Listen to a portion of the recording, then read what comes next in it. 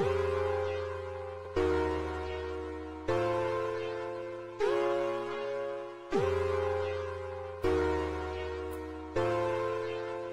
my late 20s, driving off of heartbreaks, I take a left and a right to discover my fate. Sick of always hurting, need to salvage my wings. I call my brother for advice, he's always good with these things. See, in my city, people looking for a symbol of hope. They'll even gamble common sense, just a chance for gold. The lost souls, I get it, cause it can be scary. No rent money and the bills keep coming. These white lies, they spreading, really pissing me off. My intuition is telling me to not give a fuck. Podcasting Network. I am Rob Rozycki. We have Eli Moon with his microphone off and now on. We have AA Anthony Alford. I am very happy I am not on the right today, gentlemen. How's everybody been? How's everybody's week?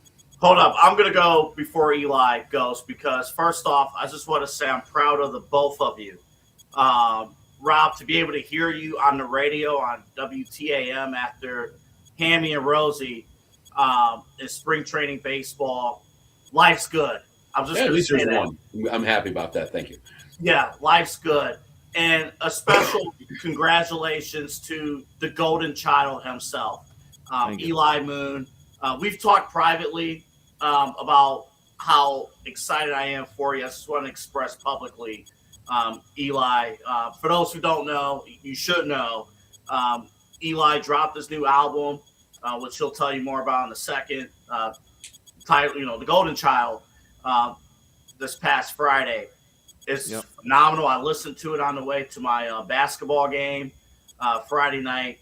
I'm proud of the both of you. Eli, what you've been able to do and, been able to uplift a ton of people with your music and everything. We played a little bit of it in the open. Eli, I just want to say publicly that I'm very proud of what you have already accomplished, what you have accomplished with this album, and what more you have to do. And you're going to travel the country here in these next couple of months here. Eli, I just want to say publicly, I'm very proud of you. Well, thank you, AA. I appreciate it, and it's real cool. Yeah, we did the album release show. Friday at Brothers Lounge, and it was a great experience. I had Mushu, Cliche Geo, they performed, they rocked out. My Lehele Bros. So I had a whole collective in the building. I had the fam in the building. I got to do the album, perform the album. It's cool. Yeah, so like AA said, it is out. It's available for purchase. If you hit me up at the Man They Call Moon at my handle, you can go ahead and hit me up, and I'll send you the link. But it's in my bio as well. So yeah, Rozycki, man, I know you're a busy guy too, man. How you feeling? Oh, not too bad. Actually, I just checked my email. I think we're now being sued for using your music. So, yes, great work on that one. I understand it's going to be a really difficult process for you, but I'm sure you're going to be able to get through it. All right. Real quick, I don't mean to enforce the program director title here for a second. Eli, do I have permission on this broadcast to use your music? You do. You okay. do. Yeah, man. Okay. All right, back to you, Rob. Okay, the lawyers are standing down. All right. I'm sure they got enough to do with what's going on in the world today. But yeah, everything's been going fine this week, just kind of chugging along. Radio schedule is doing what it's doing, Mondays and Tuesdays with Dennis Maniloff on Sportsline, and then I got the weekend Sportsline of my own, which is very quickly becoming Guardians postgame. Now that we're getting back in the swing of things with spring training. We'll have a lot to talk about that in the second segment. We'll do a main event spring training report. I'm sure I will, be taught a lesson by the two other gentlemen here on what is happening with spring training and everything like that. Also, too, in that second segment, we're going to be hitting a lot of Browns. We got a lot of open-ended questions. I really don't know where to start with this team. But I guess, though, first and foremost, we have the Cleveland Cavaliers to deal with. A lot has happened with the Cavs, actually, since we have talked. Last time we convened, they were fresh off a heartbreaking loss against the Oklahoma City Thunder. They've played 4 games this week, culminating today with a win against Brooklyn. But a West Coast road trip didn't exactly go the way that they thought. And I hate to kind of pop this whole thread up there again, gentlemen. It seems like we always talk about it with this team. they're pretty beat up now. James Harden, Donovan Mitchell have been out for a couple of games. Harden did play today. Keon Ellis has dealt with some injuries. Evan Mobley's coming back from an injury. How concerning was this West Coast or this road trip anyway, losing 2 out of 3 against Milwaukee, Detroit, and Brooklyn for you guys with this Cavalier team getting ready for a playoff run? Yeah, I'll start. So I guess for me, it would have been a little bit more disappointing if the Detroit game wasn't what it was. There was a lot of factors in that Detroit game, especially the one big one being that there was no Donovan Mitchell, no James Harden. You're missing your 2 biggest stars on the team. I think that one, you coupled in the Milwaukee one was tough. Like I said, you're about a Jared Allen, I think, last second attempt there from bringing that one to overtime. So I don't know. I'm not super disappointed by it. I mean, I would have liked to have won 2, if not all 3 of these games. But it'll be interesting to see how Detroit comes back here Tuesday. It'll be interesting to see what the Cavs look like. James Harden just got acclimated back tonight against Brooklyn. We'll see this afternoon rather. We'll see what he looks like. What if Donovan Mitchell enters the lineup? But I'm not that discouraged. I'm not concerned too much for Rozycki because they did look very competitive against Detroit, who's the number 1 team in the Eastern Conference, one of the best teams in the NBA right now. And I think you have Donovan Mitchell and James Harden in that game. I think the Cavs win that game, probably by 5 or 6, if not more. Yeah, and I'll just say this too, because I'm concerned about Donovan Mitchell's health going into the playoffs, just because he's a smaller guy. There is history, injury history there.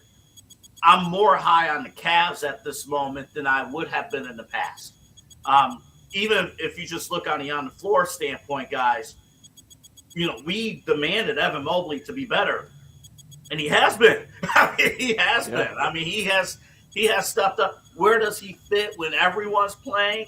Yeah, that's a different story, but he's finding his place. And even when it's Friday, it's a perfect example. Jared Allen and Evan Mobley both came through on Friday. That's why, if you're a Cavs fan, you feel really, and the team feels really good about facing Detroit in a 7-game series if it's just those guys. In the past, you would be concerned about multiple guys being hurt and nobody being able to pick up the slack. That was the problem in the past. But you see here, even with Donovan Mitchell down, even if James Harden has to miss a game or 2, Sam Merrill. I had Javon Evans from wrestling in my mind for some reason. Jared Allen. Evan Mobley. Tyson. These other guys have proven that they've been able to pick up the slack, and that's what I like. It's not, at this moment, against top-level competition guys, they're not dependent on just one guy to be there or they're crushed. So from that standpoint, through this test, through this moment right now where they're facing the toughest part of the second half of the schedule at this point, I feel really good about where this Cavs team is, even with the injuries. Well, the nice thing is that, you look at that Detroit game, which I think was kind of the game that everybody circled on that road trip. Milwaukee, obviously, you got Giannis, and then you got an entire shelf of tomato cans with the Brooklyn Nets. So you're not really worried about that. But, with that Detroit game, you learned a couple of things, or at least I noticed a couple of things. They physically held up against Detroit, and that is a team that beats you up. That is a team that's trying to rekindle the tradition of the bad boys of yore with Rick Mahorn and Bill Laimbeer or Wallace and Wallace. So that's good, and that was always a bugaboo. That these are the things that we had to worry about last season and the season before.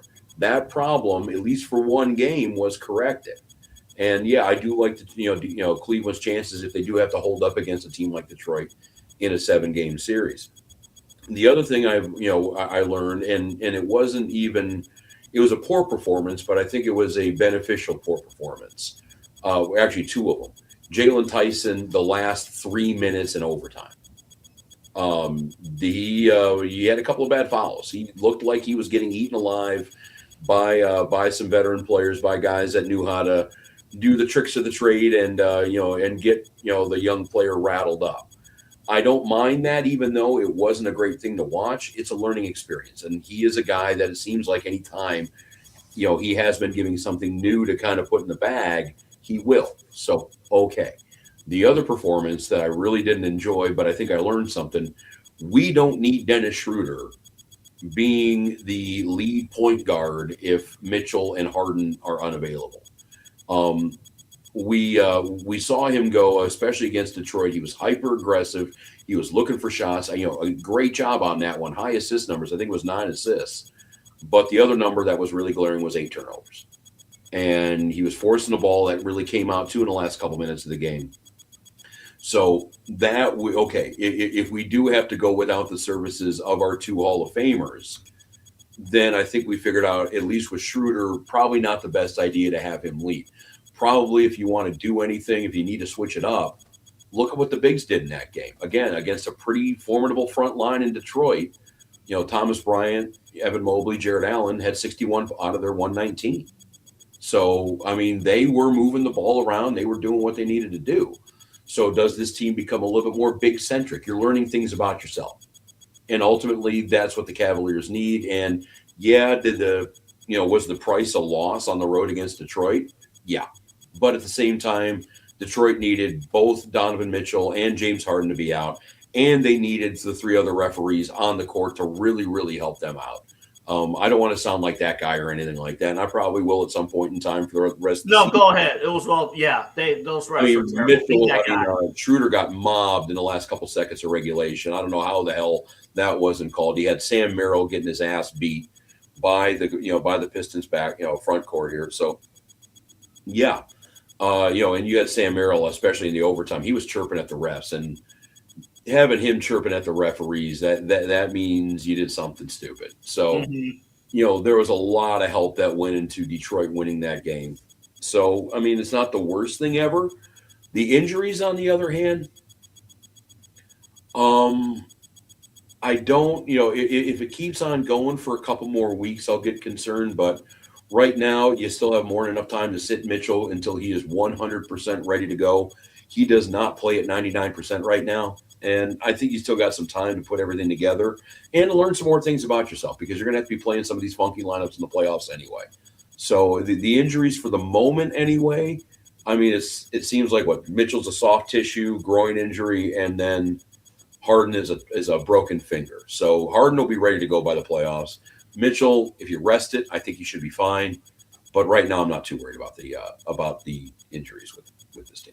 Well, and Rob, I wanted to point something out. Eli knows this already, because we found this, I was stunned about this on the air during the week. But if you look at, we're going to come on the air next Sunday and react to the Cavs game against Boston. They'll play next Sunday. But if you look at the schedule for this week, that stretch coming out of the All-Star break, the Cavs had, 5 out of 7 days where they were playing? Something like that? Yeah. This week, they have Detroit on Tuesday at home. They don't play another game until Sunday, the Boston game at home. It's like another mini All-Star game break for the Cavs. They're going to have plenty of time. I would imagine there's a chance, see how Donovan Mitchell feels on Tuesday. You could rest Donovan at least until next Sunday. Yeah, and we're talking about the stretch right now, the 1 and 2 on the road trip, which obviously it's important. We were talking about it beforehand. How are they going to look against Detroit, especially? How are they going to look against Milwaukee? Can they take care of business? And then Brooklyn, like you said, Rozycki, most of us thought that they were going to take care of business. Did come down to the wire last seconds there, but it took care of business. I think this next 4-game stretch is going to be so interesting. You mentioned Detroit, you mentioned Boston. Then you have Philadelphia, where we're at home, and then you have Orlando in Orlando. I think this is going to be an interesting stretch, because this is against a lot of the Eastern Conference contenders, whether they're near the top of the food chain or near the bottom of the food chain. They are in the playoff field in some manner right now. And I think this is going to be interesting to see how the Cavs kind of roll against these teams. If Donovan's ready to come back, awesome. If not, I think it seems like James Harden coming back today was able to really ease his way back into the lineup. And like you mentioned, Rozycki, the emergence of Sam Merrill. You guys keep talking about Merrill, Tyson. These guys have stepped up to make it easier scoring wise, that James Harden doesn't have to go out and score 35 points a night. But I think this next stretch, let's see how they do these next 4 games. They have 3 games at home. Can they win? If they can win all 3 at home, or at least take 2 at home and 1 on the road, then I'm happy. Yeah, and keep in mind too when you mention the Sixers and the Magic, they're basically next to each other in the standings right now. Right. The Sixers are the last non-play-in team, and the Magic are the first play-in team. So yeah, both of those teams are going to be fighting for a whole lot right now. So yeah, that might be a little bit to kind of consider too when you start talking about is a player is Harden at 80%, 90%. You don't need him out there, facing a pissed off Orlando team that's trying to fight for every thing they can possibly get. So. Yeah, it'll be interesting to see. It'll be an interesting 4-game stretch. It'll be nice for the Cavaliers to get some time to just chill out too over these next 7 days. Again, obviously, we got the Tuesday game against Detroit, and then Sunday against Boston. But yeah, the Cavaliers are chugging along, and before we realize it, they're going to be in the playoffs. It's going to be pretty fun to watch. This is the main event here on the Inside Edge Podcasting Network. We do got a couple extra minutes left of this segment. There was a basketball story I did want to mention to you guys. Yeah. And I know this is a little off of our prep thing, but I think we'll be okay. Did you guys see Pat Riley get a statue the other day in front of Crypto? Yeah. Okay. Did you see the suit that he was wearing? Apparently, the suit in the statue, much like the suit on the sideline, was actually designed by Armani. You're kidding. No. That's a real thing? Yeah, that I believe I read that correctly. I could be completely wrong. I believe you. I just didn't believe that they would actually go through with that. That's crazy. That's funny. That is crazy. Pat Riley's got style, man. Pat Riley's got style. This kind of prone another a bigger argument here, actually. Pat Riley was quoted actually saying that, we missed kind of the point in time where the coaches are wearing suits. You had Daddy Rich, Chuck Daly, you had Pat Riley, Coach Fratello out there, Phil Jackson out doing his thing. Should we go back to suits in the NBA? Ooh, that's a good question. Look, I'll take suits over. There's no coach who's on the sidelines dressed like a bum. I'm not saying that, but dude, actually, if you looked at that Pistons game, Kenny Atkinson looked like he was about ready to ask me for a cigarette and some wine outside of 668 Euclid on a cold. Were they going to do shoot around after the game?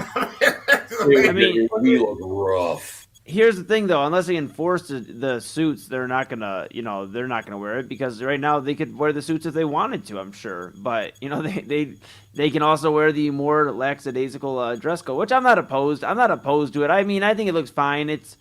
I don't know. I think we're just so used to it. We've seen it for years. Double, I know you.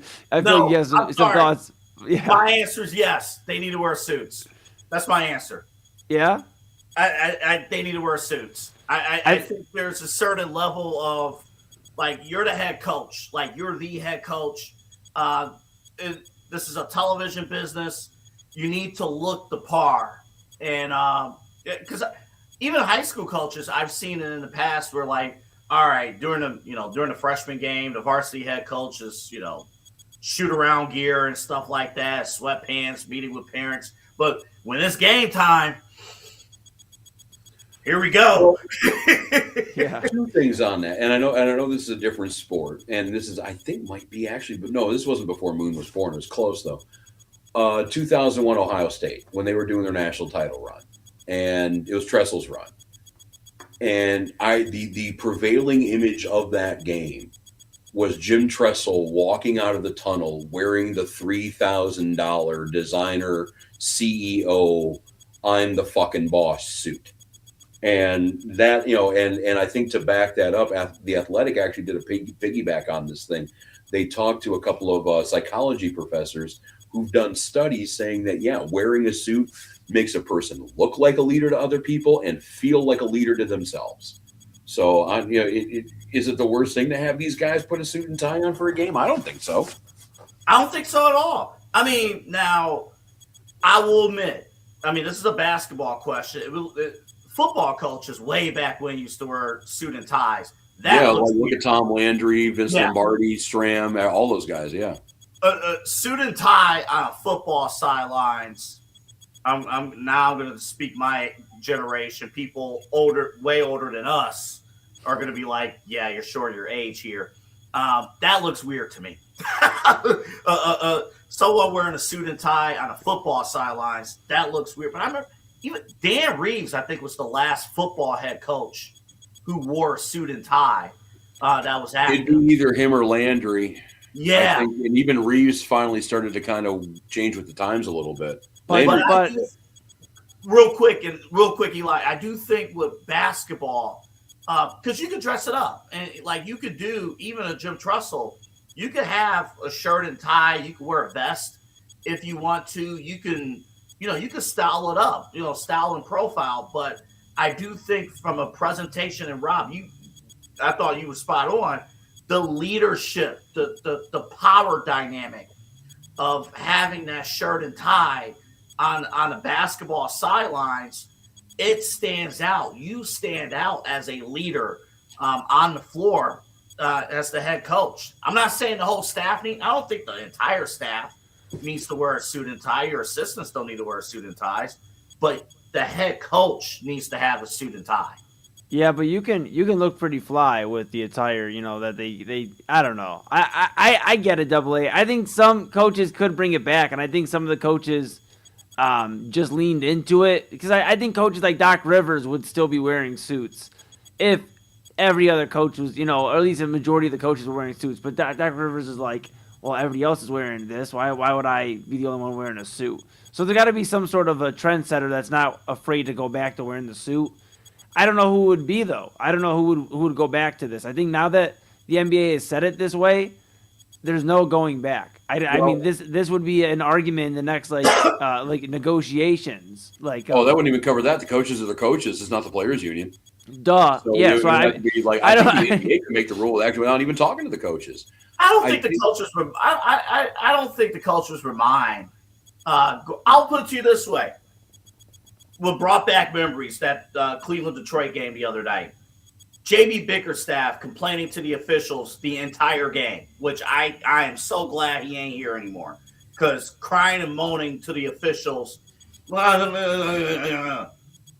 If he's wearing a suit and tie, maybe he gets more calls. I don't know. I don't know. See, two things on this. I think I don't think it was Doc that was the one that was kind of messing with this. I remember it was, I think the first coach that was going sans tie in recent memory, I think that was Stan Van Gundy. And there is a very practical reason for that. And it wasn't he was being a trailblazer or a style icon. That was before Ozempic.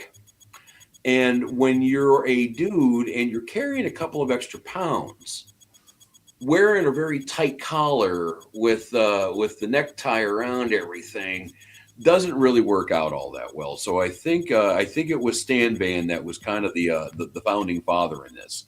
My nominee for the person to do this, to bring this back, the one who works for Pat Riley himself. I mean, bro, if you're going to be talking about this in your organization, it's Eric Spoelstra. Do it, buddy. Figure it out. Dude, yeah, you could. I was thinking from an LA standpoint, JJ Redick could be another. He's a young guy. Young guy is the part of it, because we got to forget too. Like, we kind of forget with Riley when he was wearing those suits. That was 1981. I don't think he was 40 yet. He would that we think of Pat Riley as older than God, but there was a point in time where even he was a young cat. And actually, Double A, did you ever see that Glory Road movie? Oh man, it's been ages. Yes. I love that you asked Double A if he's seen the movie Rozycki, because there's probably like a 9 out of 10 chance that I have not seen the movie. Yes. Okay. Cool. Okay. That Kentucky team that lost the national title game to the Texas team, Pat Riley was on that team. That's how old he is. But yeah, Yeah, it's got to have to be a younger guy. If it's and Reddick's a former player, I'm sure he's got a pretty good wardrobe for game day attire in his own right. Yeah, I'm sure if it's we have a lot of former players now coaching, so I could see a lot of those guys maybe turning it into that. Who knows? I don't know, but and you got to dress up. I mean, what according to the players, according to dress code, you can't. That was a David Stern rule, because for reasons that I don't want to get into at this moment, but. He wanted players to, look more professional from that standpoint. The last thing I'll mention real quick about Pat Riley, because I thought this was also funny from his ceremony in L.A. Out of everybody who was there, Magic Johnson, all the Laker greats, only one person wore a suit and tie, and that was James Worthy. And Pat was like, "Thank you for wearing a shirt and tie. Everybody else, you're fined $2,000." I think Magic had it. I think Magic had a couple of bucks there. Dude, I'm sorry, Rozycki. My bad. I was just gonna say that I don't know if you guys have ever seen that Showtime on that. Like they had that little documentary that our little series they had on the Lakers, but it was on the Showtime Lakers. It was just speaking about Pat Riley and all that. Just seeing all that stuff was pretty cool. Watching just them reflect on the Showtime Lakers. But yeah, you go ahead, Rozycki. Oh no, yeah, but I mean it's just food for thought about maybe bringing it back old school. I don't know, maybe we should bring back the old Connie Mack manager look for Stephen Vogt and everybody on the coaching staff in the old suit and tie. We can actually get involved with. I don't know. We can bring that up for our spring training report to see if Stephen Vogt is properly dressed for the festivities going on in Goodyear, but. Yeah, we'll take a quick break. We'll talk a little baseball coming up back here, and also too, the Cleveland Browns. It is the gift that keeps on giving. These are the days of our lives. Will they ever get it right? And if they ever do get it right, will we actually have something to talk about after that? I think we might be kind of scared. But we're going to get into the draft. We'll get into the quarterback situation. And, by the way, the players had some report cards that they gave their some opinions on what is going on in Cleveland and all the other NFL cities. We'll get into what the players' opinion was, especially the coaching staff. Coming back here on the main event, we got Eli Moon, we got AA Anthony Alford. I am Rob Rozycki. We're about 1/3 of the way done. We'll be back here on the Inside Edge Podcasting Network.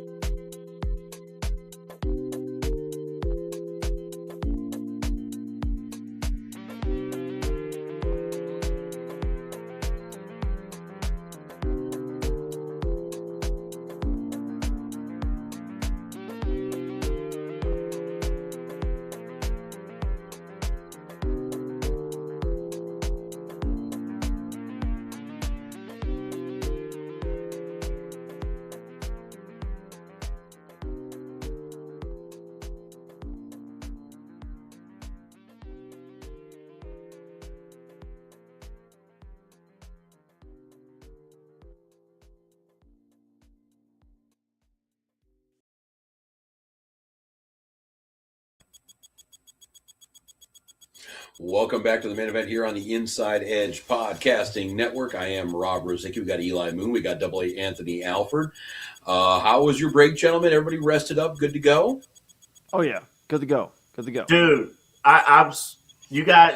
these guys saw me. You should have saw me when we first fired up for prep. Oh shoot! I ate dinner and I unintentionally took that midday nap at like 7:00, and you would have thought these guys saw me. You would have thought I got ran over by a bus when we fired up the StreamYard. You were not happy. You were like, "Yeah, I'm here. I'm here. Yeah, what's up?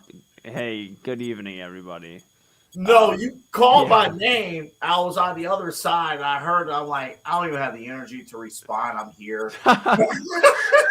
Like, dude, I have no energy to respond. You're like, I'll be there in a second, bro.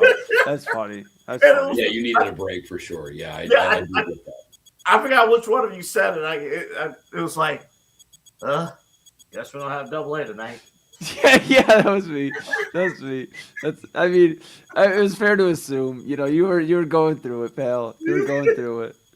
So. It'd be no naps, man. Yeah, I mean, yeah, I'm a big nap guy. I will nap for 3 hours from 2:00 to 5:00. If I don't have anything to do that day necessarily, I'll take a midday nap. Well, that's one thing that Nikki kind of just marvels at me with sometimes is, and I never understood it when I was a kid. My dad could do it. But now that we're all working and we're all, paying bills and being responsible adults, if I sit down and I am not engaged in anything, I'm not watching a TV show I like, a game, I'm not reading anything, I'm not talking to somebody, whatever. If I sit down for 5 minutes, I'm out cold. I am just gone. Yeah. It's just how it happens now. I don't know. I think it kind of coincided with me working 60 hours a week. The worst is when you fall asleep and then you wake up and you're in a panic because you feel like there was something you were supposed to do and there's nothing you were supposed to do, but you wake up in a panic because there was you feel like there was something. I don't know. Maybe that's just me. But no, I felt like that today. Like tonight, I'm like, oh. Well, no. Tonight you definitely have something to do tonight though. So in fairness. Well, I know that was the thing. I'm like, oh no. If I lay down, because we didn't fire this up until off air until 7:30. Yeah. I'm laying down. All right, I'm looking at it. It's 7:00. All right, the alarm clock's not moving. It's 7:15. I made one mistake. Let me go ahead and rest my eyes. And you know how that goes. Oh yeah. Dude, that's a tough one, Double A. That's a tough one.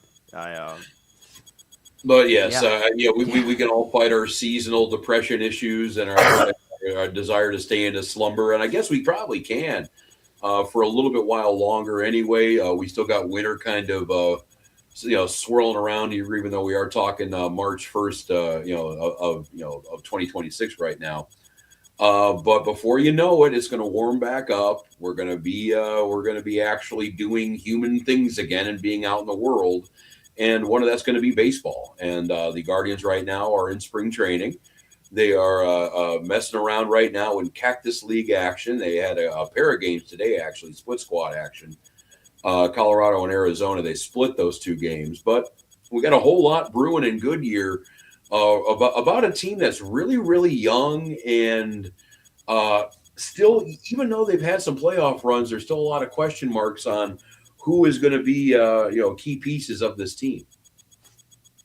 Yeah, it's I had to embrace the question at first, or the discussion, but yeah, and it's interesting. Chad and I talked about on primetime about Chase DeLauder, and he already had a scratch for lower body, I think, soreness earlier on last week, which I mean wasn't a big deal yet, but you wonder, Rozycki, with him and George Valera having two of the big names that the Guardians are hoping have a good season this year. Can that linger? We talked about that on primetime a little bit. If that lingers, is that an issue for the Guardians? Is that why maybe they were looking into Steven Kwan into center field? What does that mean for one of their top prospects? Are we going to see Travis Bazzana this year? But before we get into any of that, obviously they have Rhys Hoskins. They picked up Rhys Hoskins, and that seems to be the big news recently. Is how much is he going to be really integrated into the outfield, into the lineup, and really, I think that's going to be the big question. DeLauder is staying healthy on the field, and how much is Hoskins going to really, is he going to platoon, or is he going to end up taking one of those positions? Is Quan going to move over to center eventually? Is DeLauder going to become more of a fourth outfielder? I mean, what's exactly going to happen? Because we don't have that much of a script yet on DeLauder yet. Oh, yeah. Well, I mean, yeah, he literally has no actual regular season major league experience. So, yeah, right. we're going to be kind of wandering into the weeds with him. For what it's worth, they did DH him today in one of the split squad games against the Diamondbacks. He did have a home run. When he's been in the lineup for the spring training, he has actually been very productive. So, yeah, obviously with him, it's going to be, stay healthy or not. They're going to probably try to nurse that along as much as possible. Pretty much, think Donovan Mitchell with the groin injury is going to be Chase DeLauder with everything. They're just going to make sure on that. But, yeah, I mean, if you're looking into, kind of the big stories going into spring training, you've hit a couple of them right there. Stephen Kwan moving into center field, getting some time out there. This was something I had to apologize to. I think it might have been you. It might have been one of you guys here. You actually did play center field today again.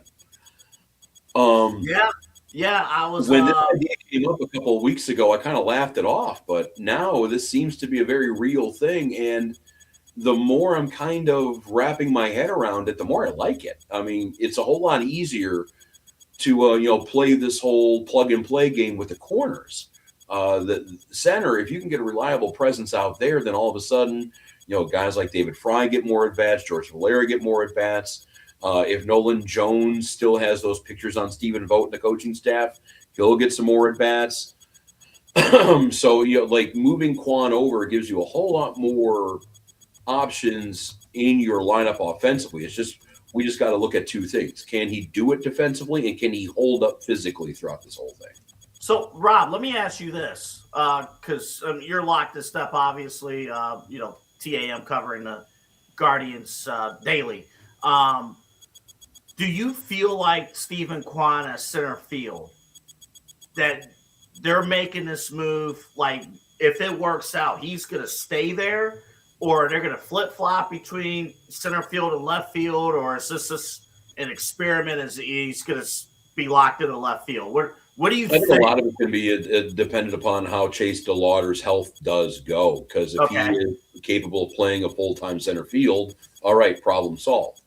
But if there is some health issues or some production issues, I mean, again, he is a rookie, so it's not completely out of the realm of possibility. He craters out the first couple weeks of the season. It happens before. It's happened before.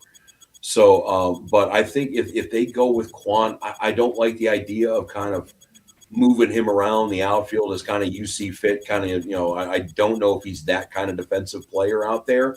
For what it's worth, he was a center fielder in college. Did get a little bit of action in the minors in center, so it's not a new thing for him. But playing it on a major league level day in, day out, that's going to be the question. Because while we're worried about DeLauder's health, remember, Stephen Kwan's a guy that needs about 2 weeks off every so often to nurse that groin back and, get him ready to go. So I don't want to have two hurt outfielders in this whole thing when we could only really need one. So it's going to be messy. Yeah, and the other thing to keep an eye on, I talked about Rhys Hoskins, but, Hoskins has played obviously on postseason rosters.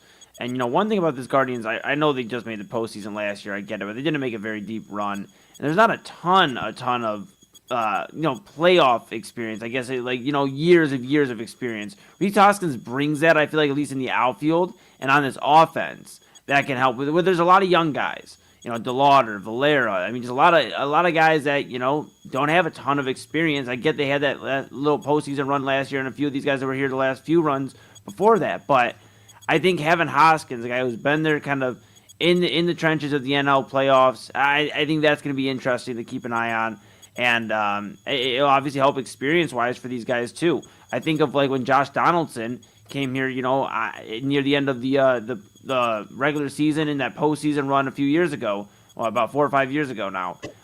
When they lined up that postseason run, Josh Donaldson was that experienced, that veteran that had been there in the AL playoffs, had went through the battles, and was able to help the Guardians, for a little bit there. So I think that'll be interesting enough. But one thing for certain, Stephen Kwan obviously is going to be one. We keep talking about him. Talked about him on the postseason, or excuse me, the preview show for the Guardians preview show here on the Inside Edge Network. We've talked about him on this show.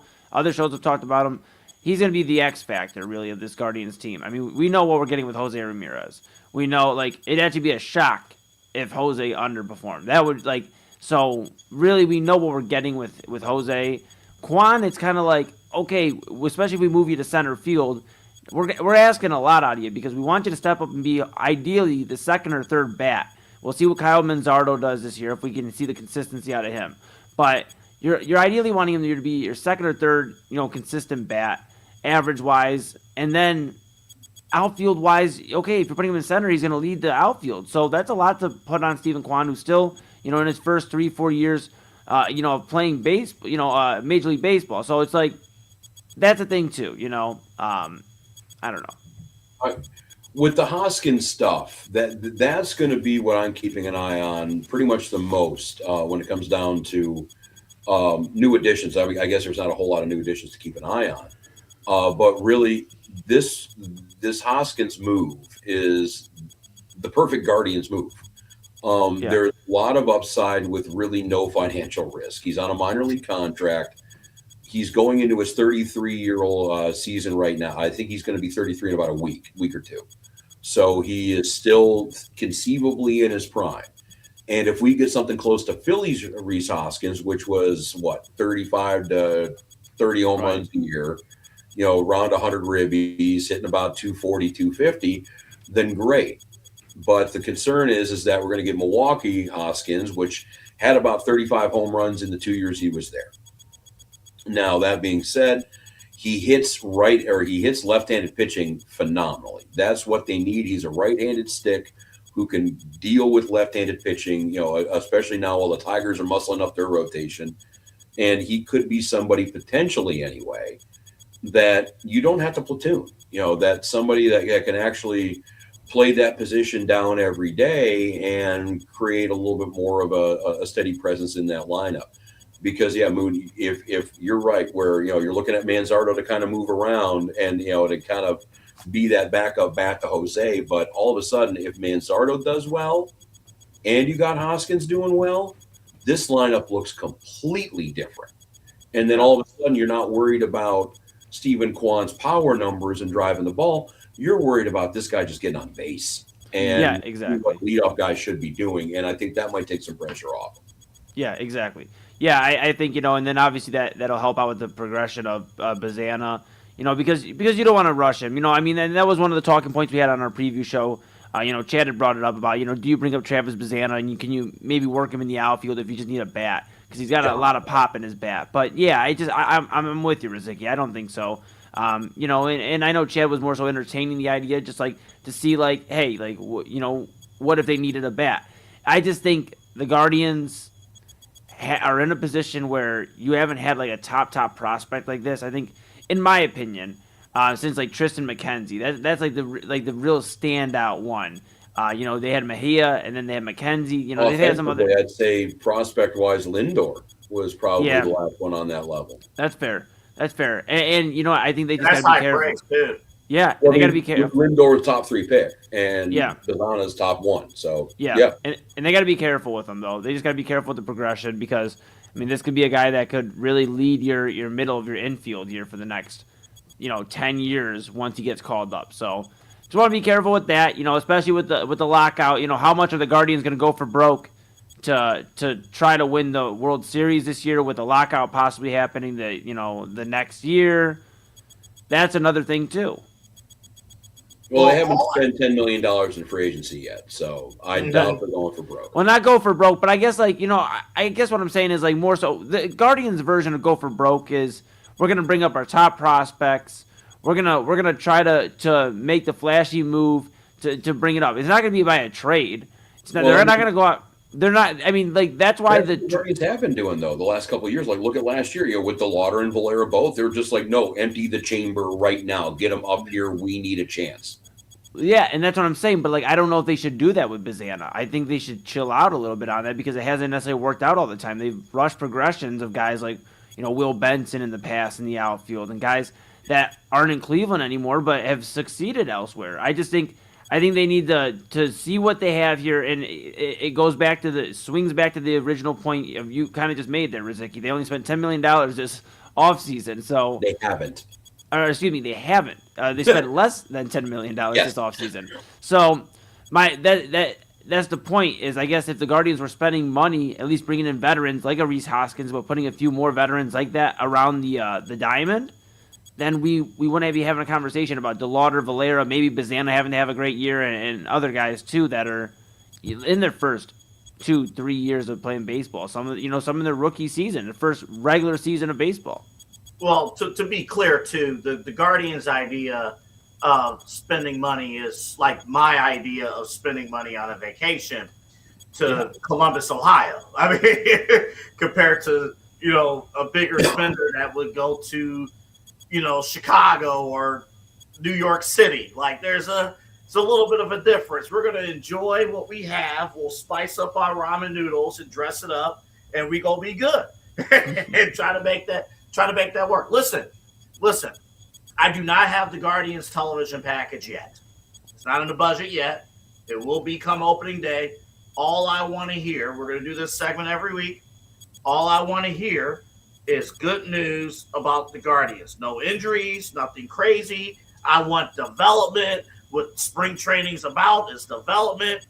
I love listening to the games on the radio, but in certain cases, I learn nothing from the radio because it's just this phenomenal stories about Moneyball. So I'm not really learning much on the radio side of things. I got to get the TV package. But I will say this, though, Rob, you sent something to us before the show that, because it's March 1st, Rob, this would get us in the mood of baseball season, this particular song. Oh, Christ. You held on to this. We're not burying the lead. Eli, do you have it? Eli's vamping. I got it. We're partying like it's literally 1909.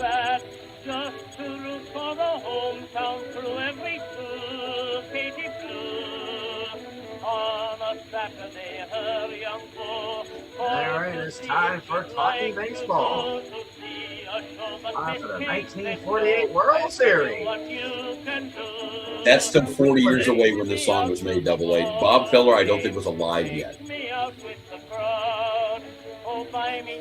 This is crazy. Cleveland Indians versus the Boston Braves. No, I think this might have been the Naps versus Pilgrims, actually. You guys are tripping. I think maybe some Brooklyn Excelsior ball in there or something along that line. Yeah, this is so old that we're not going to get sued to play it. I think that's why the Double A called for it. Yeah, but that was Take Me Out to the Ball Game. Alford von Tilsner, actually, I think was the songwriter. Trivia note: never saw a Major League Baseball game in his life. So nobody took him out to the ball game? Nope, nobody took him out to the ball game. Hold up. The story was that he saw an advertisement for the New York Giants and John McGraw on a train or whatever, and he wrote the song. Hold up. Eli has a great point. This man is responsible for the anthem of baseball, and no one took this dude out to the ball game. No, it wasn't so much of a song but as a plea, actually. Take me out to the ball game. Please take me out to the ball game. So it's like I'm just making for that a woman. So it's like begging for a woman. It just didn't happen. Apparently, yeah, and making a couple of bucks there. But yeah, that was Take Me Out to the Ball Game, Alford von Tilsner and somebody else. I think that's about 200 years old, something like that. But I don't know why we played that, but we're here on the main event on the Inside Edge Podcasting Network. We've got Eli Moon. I'm Rob Rozycki. We got Anthony Alford. Talking a little baseball. We'll say I got a couple of other things just for the sake of time. We'll save that for next week. We got a lot of automatic balls and strikes system situations already happening throughout baseball. I think we'll tease that for next week, actually. But the reason why we have to tease that is because we do have another sports team in town, unfortunately. That is the Cleveland Browns, and they are trying. Why do you got to say unfortunately, Rob? Why do you got to say unfortunately? Because they haven't won anything since 1964. By the way, interesting take, and we'll go back to the Browns, and this is kind of a Browns take. All right. I was thinking about this. For folks that are younger than you, Moon, and maybe even folks your age, Moon, are the Chicago Bulls today what the Cleveland Browns were for me 25 years ago? And let me explain. You look at the standings and you look at the Bulls and you see them kind of middling in that play-in tournament or even lower, picking top 5 overall. Yeah. And your dad looks at you and says, hey, they used to win a lot.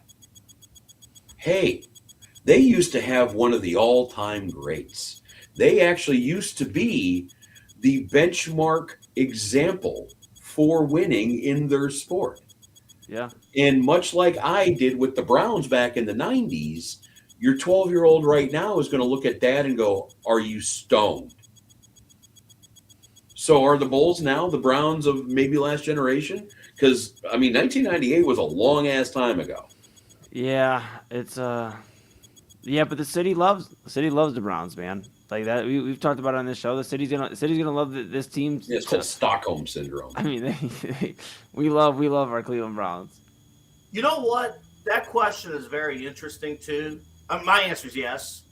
I would even say my age group is like the cutoff, right? Because when Jordan won his 6th title, you were 6, 5. You were 5 or 6. 6. 98. Yeah, 6. Yeah. So, I mean, honestly, my first introduction of Michael Jordan being great, on top of, listening to my dad and others saying, oh, this is the greatest basketball player ever, was Space Jam. That was our introduction. Really, yeah, to Michael I get Jordan. that. I understand. But, so, real quick, the wrestling last night, CM Punk, who's from Chicago, they do this whole Jordan Bulls 90s era entrance with CM Punk. And for me, to answer that question, the 1990s Bulls entrance doesn't really click with me. Oh, with like the Alan Parsons music behind it. Yeah. I mean, it's not bad. I mean, from a technical standpoint, it's not bad at all. But the historical relevance doesn't click with me other than, oh, I know this is great. I don't have a personal tie-in to that. So maybe to your point, Rob, maybe that's the case to answer your question. Well, yeah, and I think that's the difference right now with I guess as time passes. Yeah, I mean the longer we're going on right now. I mean, do more people under the age of 20 know Michael Jordan as a NASCAR owner or as a basketball player or as a team owner? I mean, at that rate, I mean, kind of the whole same thing with John Madden back in the day. I could tell you, without seeing you or knowing how old you were, I could tell when you grew up by if you said John Madden was a coach, an analyst, or a video game guy. So, I mean, like it's weird now that, we have literally, 1998 was what, 28 years ago, 29 years ago. We got people who are 30 years old who don't know anything about this. And you can't really expect them to. Right. So, yeah, it's just kind of a weird thing. And it's like, I guess how Jim Brown was when I was a kid. I mean, I was born in 82. He retired in 64. So he had been retired for about 18 years when I was born. So, it's just it's unfortunate in 2015 right now. Right. And it's unfortunate, too, because for many of us, we become fans of a team or a player, particularly a team, because of our parents. Because of our older brothers or older sisters and our parents. And your parents, when you're a child, tell you that, hey, this team is great. This team was great. This team was great. Bernie Kosar in the 80s. They're going to be back. And every single year, a disappointment. You're far removed from that. And I don't have kids yet, but that you know of. Huh? That you know of. That I know of. But if I ever meet anybody that I know of, how can I tell those kids, hey, follow the Cleveland Browns? They're Well, and I'll even make my analogy a little bit thicker too here. It's about Bernie Kosar for Derrick Rose. You had a couple of good years. You had a couple of we're close around at national conversation years, and then the second that nucleus goes away, you don't know what's going on. Well, we had a conversation. It was either this show or another Inside That show about Derrick Rose, his jersey being retired.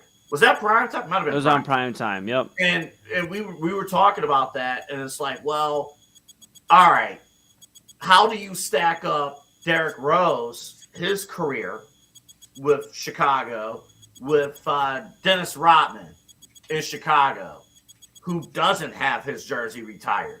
Like, whose career was better? And that's an uncomfortable conversation because I would imagine my answer, I would think, would be Dennis Rodman, but his jersey's not retired. Derrick Rose, just by longevity and him being the face of a mediocre Bulls team that won a little bit, he has his jersey retired strictly from longevity, as opposed to Dennis Rodman, who was with Rose. It was he's a Chicago guy. He was drafted there.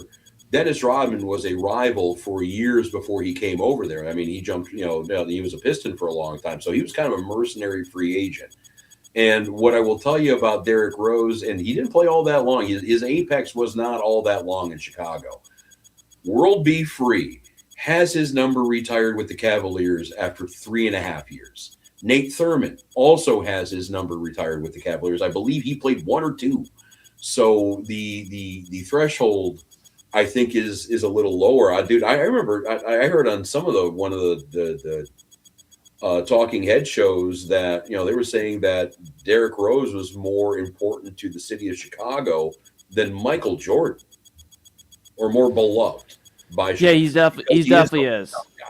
He definitely is, but more beloved by Chicago. Yeah, he's like, so he retired the number. He wears Chicago on it, honestly. Yeah, but I don't think, I think we're kind of falling down a rabbit hole now because we got to get back to Browns. Oh, yeah, we're on Browns talk, yeah. But Rodman itself, and this is a discussion for a different day, but Rodman himself, you don't have that second run without Rodman. So I don't know. That was a primetime discussion we had, Rozycki. I'll have to bring you on primetime. I'll have to re-spark that discussion because it was fun, about retiring jersey numbers and all that jazz. And I guess that's the one thing. Should be retired. I don't think it should be an either or, because who's going to wear 91 in Chicago after Rodman? I mean, who's going to really what rookie's going to come on in and say, I need that number? Yeah, well, I think Chicago and Detroit has way more players retired jerseys than Chicago. I think Chicago only has 5 retired jerseys, period. So their standards is way different than Detroit. Now, does that work against Dennis Rodman? Absolutely. But again, I didn't watch 90s Bulls every single day because I was 3, 4, 5, 6 years old worrying about, video games and Hot Wheels. and my train collection, toy train collection back in the day. I had other priorities. All right. Yeah. I was when Jordan won his last ring. I was a month away from being one. Yeah, time flies. Yeah, I'm trying to see I'm trying to pull up the list of retired numbers here, and I just can't find an easy one here. But yeah, do we still want to talk about retired numbers? Do we want to talk about the Browns? Do we want to take a break? I ain't gonna lie. I thought this was purposely you know what? Maybe we'll just forget about the Browns, call it a day, because it just brings back bad memories. The fact that Deshaun Watson probably has the inside track of starting week 1. It'll make everyone's hair gray. You guys, I'll credit the both of you. We had an interesting off-air draft discussion about what to do at 6, because receiver and offensive line are both dire needs for Cleveland. But what do you do? Eli should make his point first here. You think we should go receiver at 6? Yeah, I think definitely should go receiver. And here's why, because we've seen we've seen so many times what Julio Jones, these top receivers be taken in the first round, and the Browns don't prioritize the wide receiver room. They haven't done it through free agency really or through the draft more recently. And I think they need to just take their option of the best receiver. Also, you look at in the draft, you have Washington, you have New Orleans at 7 and 8, I believe. 7 and 8. Washington, then New Orleans, and then you have Kansas City and Cincinnati. Though I don't think Cincinnati is obviously in the market for a receiver. Kansas City's probably in the market for a receiver, named Tyreek Hill. But you have Washington and New Orleans, and so you have to look at, okay, if you're the Browns, if you trade back in a hypothetical, are you going to miss out on getting Carnell Tate and Jordan Tyson? And then you're sitting there and you got to really, really be in love with Mekhi Lemon then out of USC. And if you're not, with the speedster out of USC, then you're in trouble. And now you're playing yourself. And I get it. They need linemen. I completely understand that. But you're not going to find 5 offensive linemen through the draft. You need to get creative through free agency. You need to sign that way and maybe just nail on a few. But you got to get an alpha wide receiver one, or at least take an opportunity on the future. And I think that's by getting Tate or getting Tyson. And that's at 6. Because I think if you don't take him at 6, I think 7 and 8, you could see Tate Tyson or Tyson Tate back-to-back by Washington and New Orleans. Well, again, I think Jeremiah Love's going to be a lot in there, and I think that's going to be the thing. That's what I'm looking at right now. And I actually think if the Browns pick at 6, it will be a failure. They need to trade down. They need to figure out, who they're, who the one who wants Travis Hunter from last year is. They got to find that team that's hot on Jeremiah Love. He is the talk of the draft combine right now, along with that Ohio State Sonny Styles. You might have a couple of teams that are really, really wanting to jump everybody to get up into that top 6 range. And, if you're talking Love, obviously Kansas City needs the back. New Orleans wouldn't mind a replacement for Alvin Kamara. And then you got the Commanders up there, who I'm sure saw what happened when you gave Lamar Jackson, Derrick Henry. We'll give our guy a world-class back, too, in their own right. So I think all 3 of those teams right now could be wanting Jeremiah Love on some level. And the question is are any one of those teams going to want to jump the other 2? Or if it's going to be a mystery team for that matter, somebody outside the top 10, top 15. So are they going to want to make that move up and get it? And Moon, to your deal, I understand you want to take the receiver. We got the Ohio State kid. We got the Arizona kid. But I don't know if the Browns, they're going to pick a receiver in this draft. I think they're going to pick one with these first 2 picks. Do you want the receiver running routes while the quarterback is running for his life? The Browns need offensive linemen. They need offensive linemen for the receivers to catch the ball. They're going to need offensive line for Judkins to be able to run the ball. And keep an eye on it, too. Ryan Switzer, new OC, he was the run game coordinator in Baltimore. I wouldn't be shocked at if, especially this year with the quarterback uncertainty, they go a little bit more conservative with that kind of a pick and go with a lineman where worst comes to worst, you do have a running game. You do have an offense that can move the ball. And I think if you go down to 8, if you go down to 9, if you're at 7, one of those linemen is going to be there. Either the kid out of Utah, the kid out of Miami. Let's go for it. And if they're not there, then go for your receiver and pick a lineman at 22. Okay. Yeah, but that's the thing, Rozycki, I guess, is like, the lineman class, and Ryan Mosser here on the Inside Edge Network is doing a great job of highlighting it on the Sunday Sports Show. Of the lineman class being pretty deep, and I think that's why the Browns need to be aggressive at receiver. Because, they can go draft a receiver. The Browns have done that. They have drafted a receiver before in many of the years in the past. And it's not been the receiver. We need the receiver. We need a guy that's going to come in and make an impact. And I get it. He may not come in and have 1,000 yards, 1,200 yards his first year because there is an issue with the line. But they're not going to address that regardless if they draft a lineman in the first round or not, which they're going to. They have 2 first-round draft picks. If they don't draft a lineman in the first round, I think that's a completely different discussion we should be having, which is crazy on Andrew Berry and the entire department's part. But at the end of the day, this is what it comes down to. They have to get the guy that, okay, when they do have the line together, they have somebody they can fall back on that's under a rookie contract that they can, they can work with. The Bengals did it with Jamar Chase, and they got creative and got T. Higgins as well. And I get that their line is putrid, and I know, but they still got to a Super Bowl with drafting the talent. And I think the receiver talent is very top-heavy. It's Tate, it's Tyson, and then, like I said, you can put Mekhi Lemon in there, and there's a few other guys you can kind of have a conversation about, but it's really top-heavy in terms of the receivers. So you have, if you don't take one at 6, you might as well pretty much say, okay, we're going lineman. At that point, I have no questions that they're going lineman, probably both picks in the first round at that point. If they have 2 and if they have 3, then I could see them taking 2 linemen and then maybe, at that point a receiver. But I think they have to take Tyson or Tate. I think they have to get their guy. They cannot go into this season again with Jerry Jeudy being their wide receiver 1. I don't think they can. I don't think they're going to do that. But, you got some guys. Garrett Wilson might be opening up in New York. You have, obviously you talk Tyreek Hill, A.J. Brown could be tradable too. Yeah. So there might be some guys that are out there. And the one thing I will say to your point on this, you can't fix the offensive line in a year. The New England Patriots switched out 4 of their starters before the season started and made the Super Bowl. So that's fair. It is that's doable. Fair. It is doable. And they need, and I really think right now, if the Browns are a patient being wheeled into an operating room, we're 3 doctors right now talking about what's worse, the horrible injury they have to their shoulder or the horrible injury they have to their knee, and we got to triage.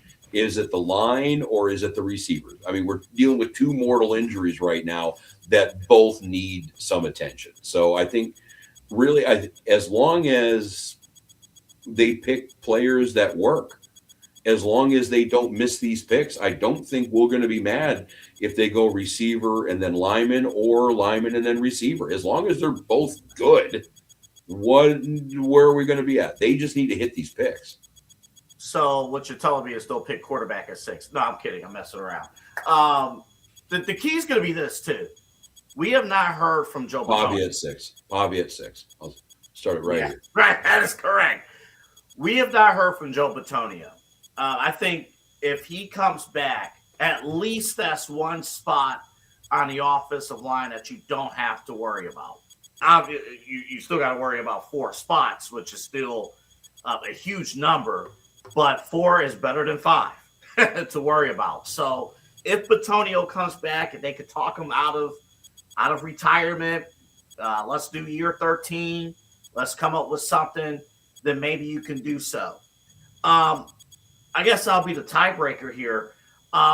Cleveland wideouts, I was just pulling up what Mel Kiper had. Cleveland wideouts last season combined for only 4 touchdowns. I guess this is so tricky because if this was my first year on the job, if I was a general manager, if I was Andrew Berry and this was year 1, I would say trade down, continue to stack up your draft picks, get your linemen, you could draft a quarterback later in the draft and stockpile. But I really believe if they're not able to target a top flight receiver in free agency, and maybe they'll surprise us, but I just don't see it.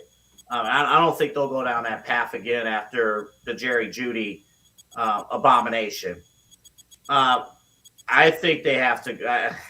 I think because jobs are on the line and they have heavy investment in whoever plays quarterback, whether it's Deshaun due to contract or Shador due to you got to figure out Shador's the guy or you move on in 2027, you're going to have to give your quarterbacks a top level receiver to work with. And again, jobs are on the line. So, Rob, to your point, which major injury do you maneuver? I'll say this. we saw what Shador could do with a talent like Harold Fanning. Yeah. We saw if Shador has somebody to throw the football to, a actual downfield threat, he could do damage. So they could take that approach. If you have Cardinal Tate on one side and Fannin as your tight end one, and then I just don't see if something there. I just don't see if Shador has the reins, or even Deshaun, who hasn't played in really 4 years, who has had a shoulder injury and an Achilles injury. I don't see either one of them with Carnell Tate, with Garrett Wilson, with Jerry friggin' Rice throwing the ball air raid style. I think when you look at the way this offense has been, or at least the offensive coaching staff has been constructed, I'll use the same example I just used with my offensive line. What did Drake May have? He had a hell of a running game, a pretty decent offensive line, and a good play caller. And they did it with that. Now, I'll guarantee you the Browns are not going to be able to pull that off with Shador or Deshaun, but you can get most of the way there. The offense can still function as long as you have the offensive line, the defensive line. There's a reason why that says everything starts in the trenches. You got to go with that first. And, you want the quarterback to have a chance with the receivers, but you also want the quarterback to have a chance with general health and quality of life, too. And you got to keep him on his feet for that. Yeah, but they also, they brought in George Warhop, the Browns, and he's got high praise as an offensive line coach. And you talk about, working with, what they have. Okay, typically linemen, we've seen, and the Browns have done it themselves, drafted third-rounders that have worked out and become pretty good linemen for them. And having Warhop here, I think he could develop the linemen. I think you could get creative drafting linemen after the first pick. But that first pick, I'm so certain has to be a receiver, because at the end of the day, you owe it to the offense. Like I said, George Warhop can work with the offensive line and work on it with the guys and try to work with the offensive line. Like that, I have faith in a guy who has a ton of praise for after Bill Callahan being one of the best offensive line coaches here in the 2000s. So I feel pretty good about that, and him being here. But I feel like you have to go receiver, because Andrew Berry, besides last year, has shown track record-wise, he is not very good at drafting in the later rounds. It's not like he's going to nail a second or third round pick necessarily on a receiver. We can't necessarily guarantee that. And I just feel, and I get you can't guarantee anything, but I just don't feel confident in that. And I feel like Andrew Berry has to go out and get the receiver. You have to at least ensure that you got your guy.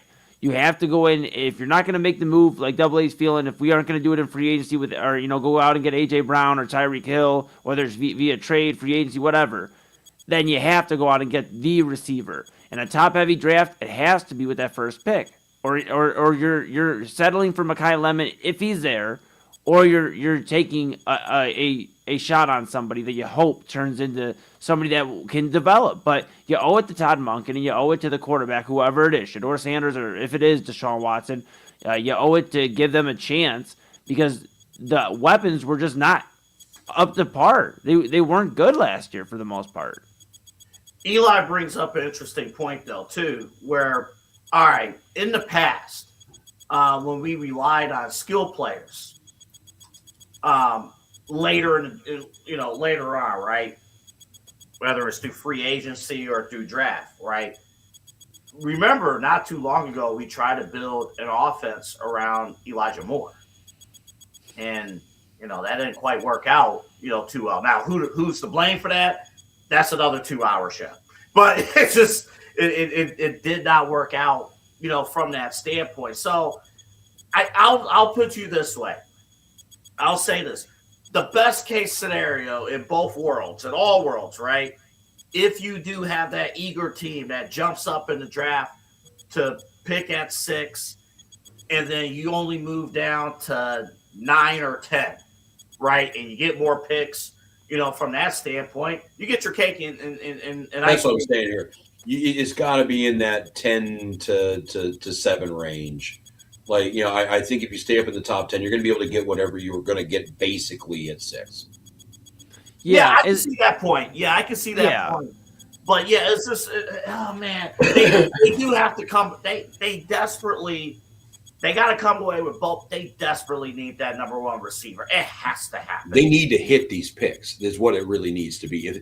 You can debate on where they want to go, but if everything hits like it did last year, then it's just going to be okay. It's personal style compared to anything else, because that's what they just need. They just need talent on this team. They need talent that can play.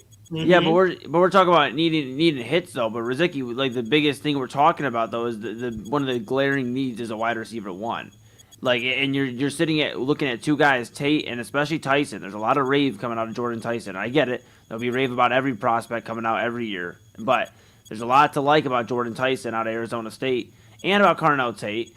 And I just think you had to go out and get the alpha. I think you can get away with drafting a lineman with that second first-round pick, in the second round. I think you can use George Warhop to shape these guys into good offensive linemen. I just think you got to get the guy. I don't know. I have flashbacks of thinking of when the Browns could have got Julio Jones and traded back, and they've done that a few different times. And then when they tried to get cute, and then they got Corey Coleman, and we all know how I felt about Corey Coleman. So, yeah. Worked out pretty well. Yeah. Now, the question, you want to talk about the alpha, and this is going to be tempting if you're the Browns. You're sitting at 6, and I haven't seen any new mock drafts after the combine. I don't know if he's projected where he's going to go, whatever here, but you got Sonny Styles sitting there. You got a linebacker that can drop back and play safety at an elite level. You got a linebacker that can stuff the run up the middle at an elite level. And you have a linebacker that can rush the outside with Myles Garrett or be a complement to Myles Garrett, who, by the way, has a nickname Sonny because of the Godfather. Sonny Corleone had a massive temper. So you have an angry as shit linebacker who is probably the evolution at the position at this point in time. Do you do that? I understand. I understand the offensive need, but best player available is going to be best player available, man. He's not the best. That player might even available. go down as the Ohio State safety too. Yeah, I was gonna say I don't think he's the best player available if Caleb Downs is there. Caleb Downs is the best player At on 6? Caleb Downs is the best player in this draft, and there's rumors of him dropping to the back end of the top 10. Caleb Downs, so we'll keep an eye on it. I don't know. I think Sonny Styles is really good, Rozycki. I'm not saying he isn't, but he falls under the same category as like Ruben Bain for me. It's like, would it be nice? I was going to mention too. Yeah, it'd be nice, but you need to address the offensive side of the things. And you just brought an offensive coach. You owe it to Todd Monken. I mean, his first gig as head coach. Come on. I mean, set him up with a little bit of success.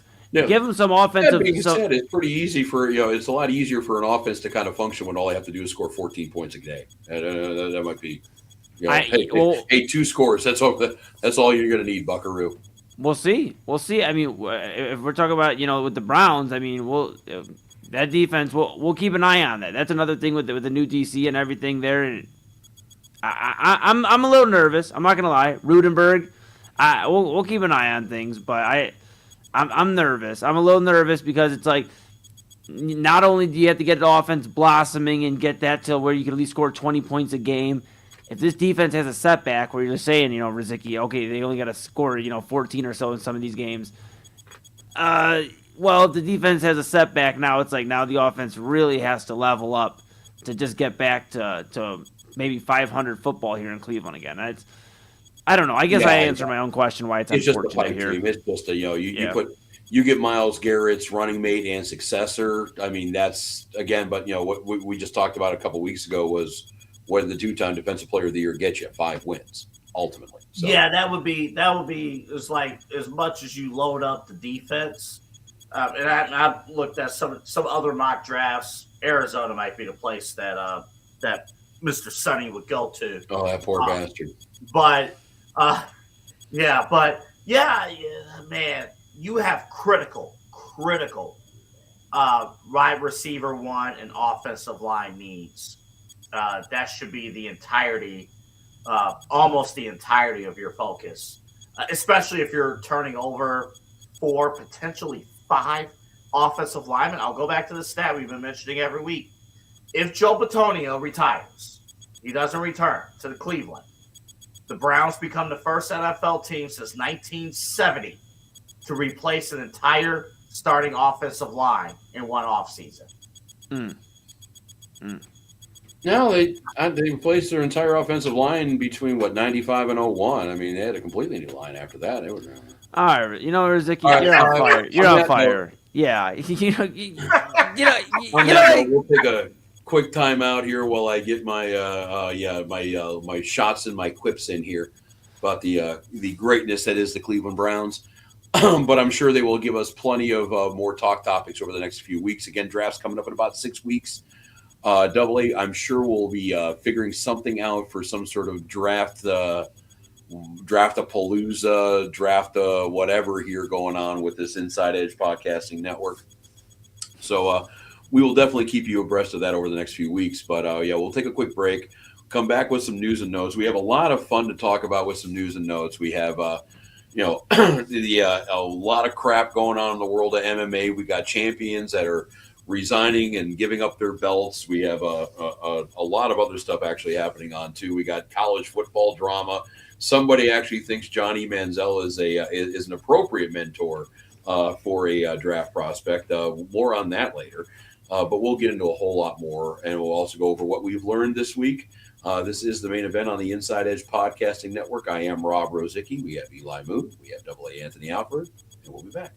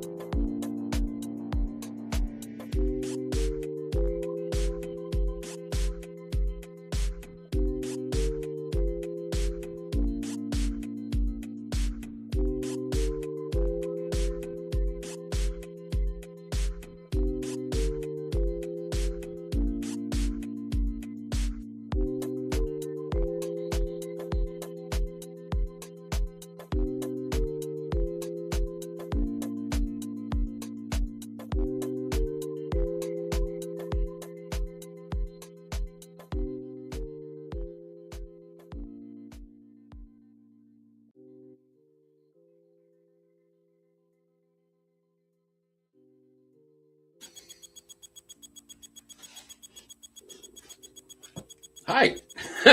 This is a main event here on the Inside Edge Podcasting Network. Rozycki, I'm sorry, buddy. Yeah. I looking for the hat at the absolute wrong time. I understand everybody knows I'm bald, but it is what it is. Double A was muted the whole time too, so you couldn't even get Double A's reaction, dude. Oh man! Where did the music go down? I thought I had a few more seconds. So, Allie Rose Fragrances, how we all doing? I'm sorry, Rozycki. Damn. All right. Go ahead. Dude, he was doing box out defense, man. Got the hat was over here. It was there.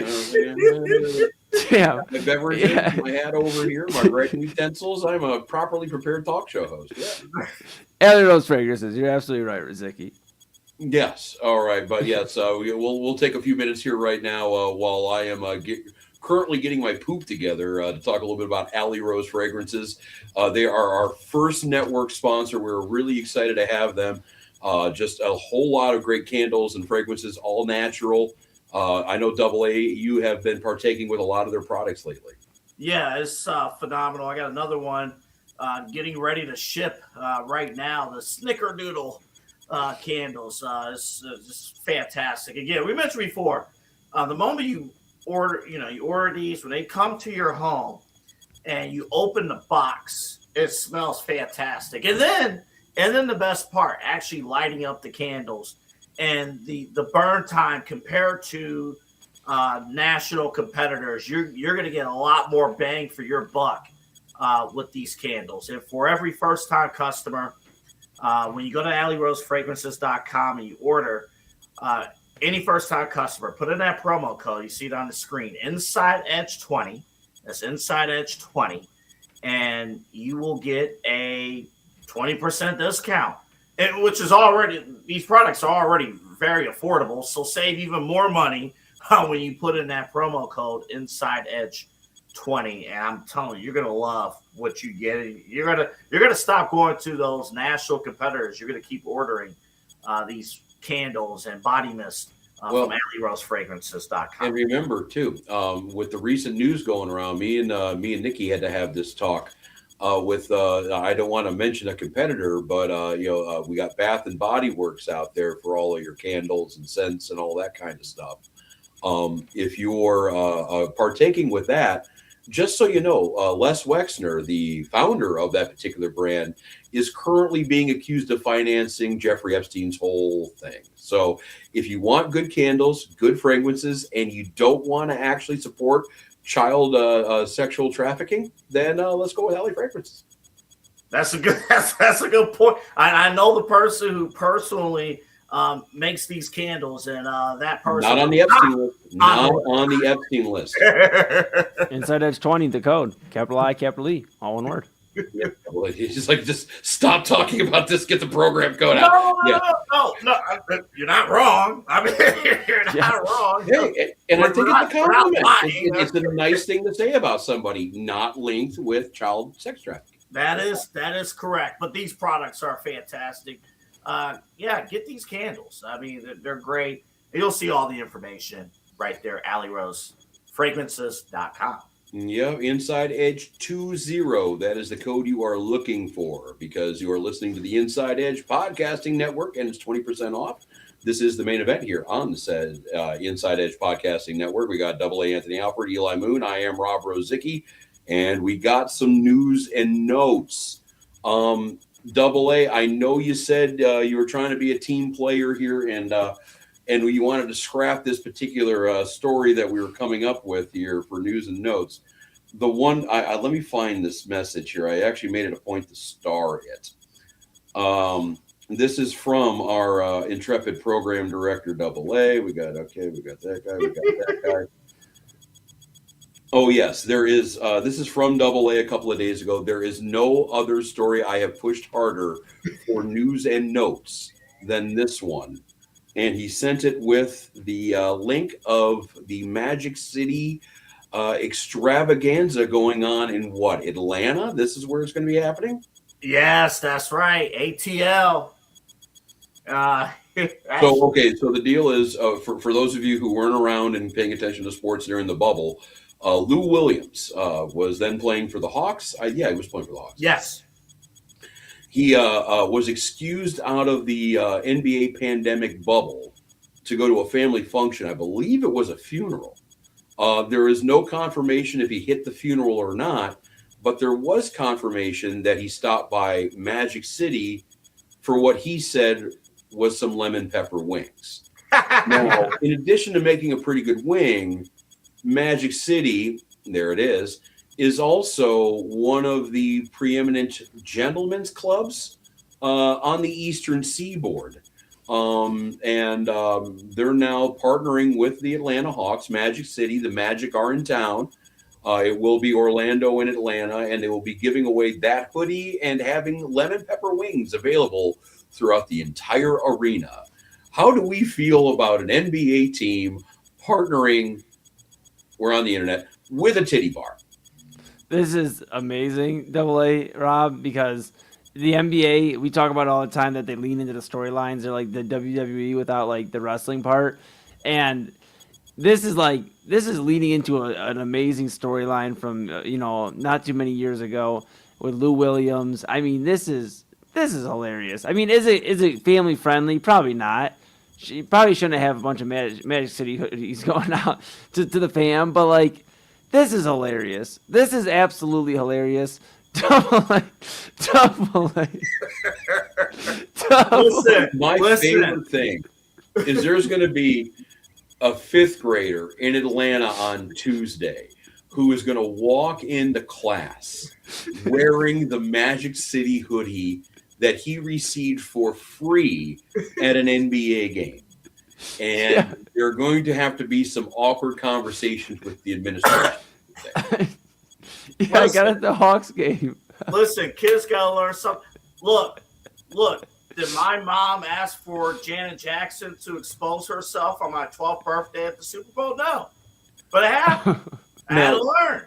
That being said, it does remember, like, if you were to go, when I was a pup in the 80s, if you were to go to a T-shirt night or something along that line, and you also had a lot of other ways to get this stuff onto clothing, sometimes you would get a giveaway from Marlboro, from Schlitz, from Anheuser-Busch. And you would be sitting there in class in 1989 in 4th grade with your chocolate milk in the cafeteria with your Marlboro Man T-shirt on. And nobody back in the 80s anyway really cared, but I'm painfully aware this is not the 80s. So, dude, in Atlanta, sorry, I was going to say, in Atlanta, though, real quick, their arena is also like, don't they have, I think they have a barbershop in their arena.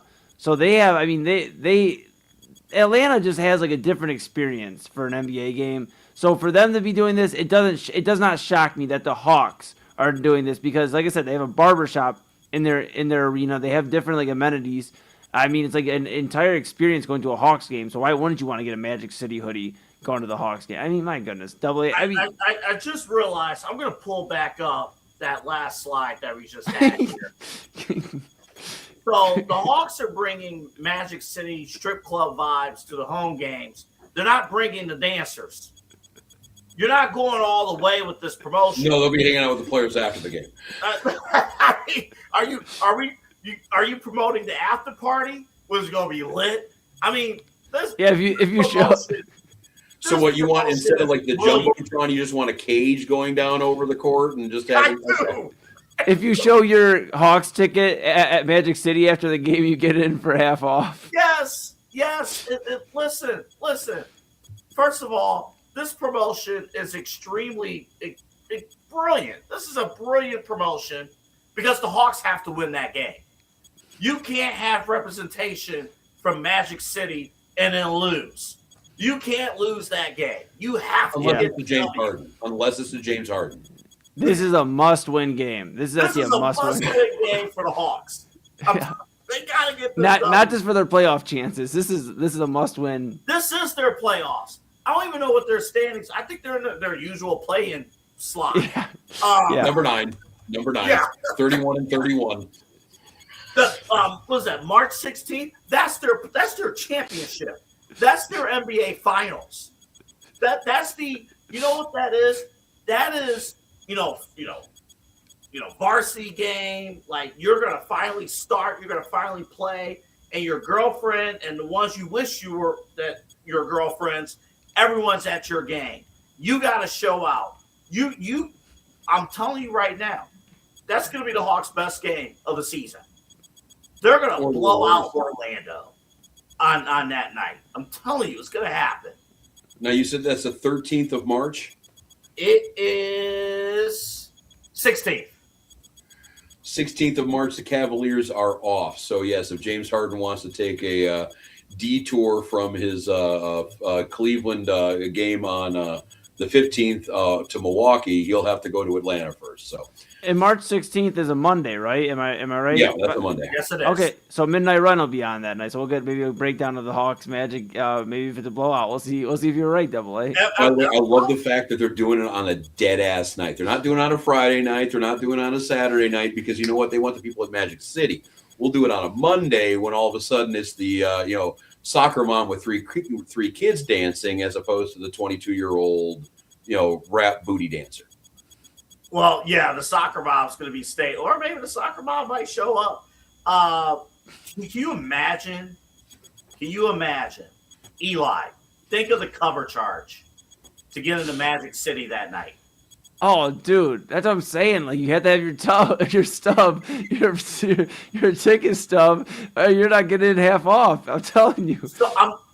So All-Star Weekend, NBA All-Star Weekend, when it was here in Cleveland in 2022, Charles Barkley and Shaq both made appearances at the Barley House. And I remember, at least with Barkley that night, the cover charge was $50. Now, this is Cleveland. This is, we don't have the reputation that Atlanta has in terms of that type of entertainment. Eli might be onto something. It might be flat out at least $100, probably with NBA players with that promotion. The cover's probably $200 if they're letting the general public in. They might not. Yeah, it might be a VIP kind of thing, yeah. Can you imagine? Yeah, but maybe this is all Magic City like ploy, so they get everybody there with Magic City hoodies on, and they can take a picture and they can promote it with Magic City hoodies on. It's a hell of a promotion. I mean, we're talking about a strip club in Atlanta right now. I mean, there's no earthly reason for us to talk about this place other than this story. So, good work on them for sure. But we'll see how that one works out, and we'll also see if there's going to be other NBA teams that follow suit. I wonder if the Cavaliers are going to have their Christie's night anytime soon. Hey, listen, if you got to promote your wings, the chicken part, that's a phenomenal promotion. Are you kidding me? They're probably the best wings in the city.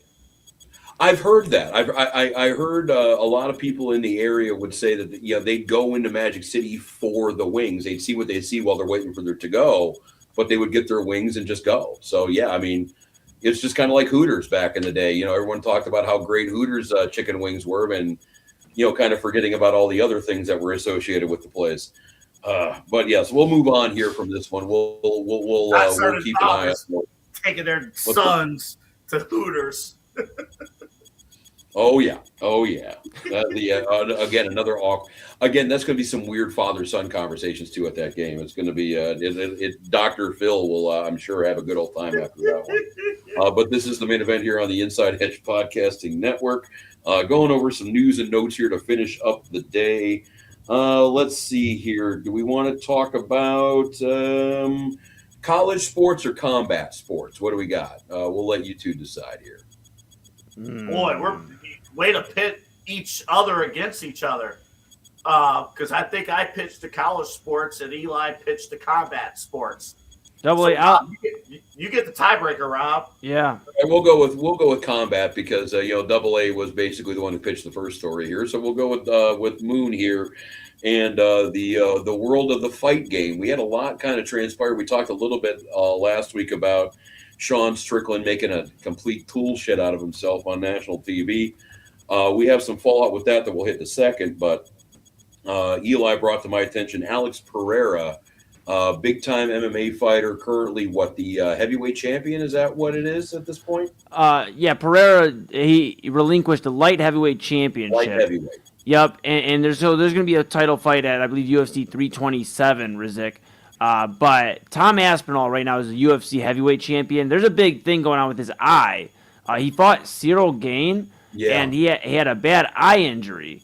And since then, there's been like a bunch of talks of should he relinquish the title? You know, is he kind of being ridiculous, over the top? People are even questioning the eye injury.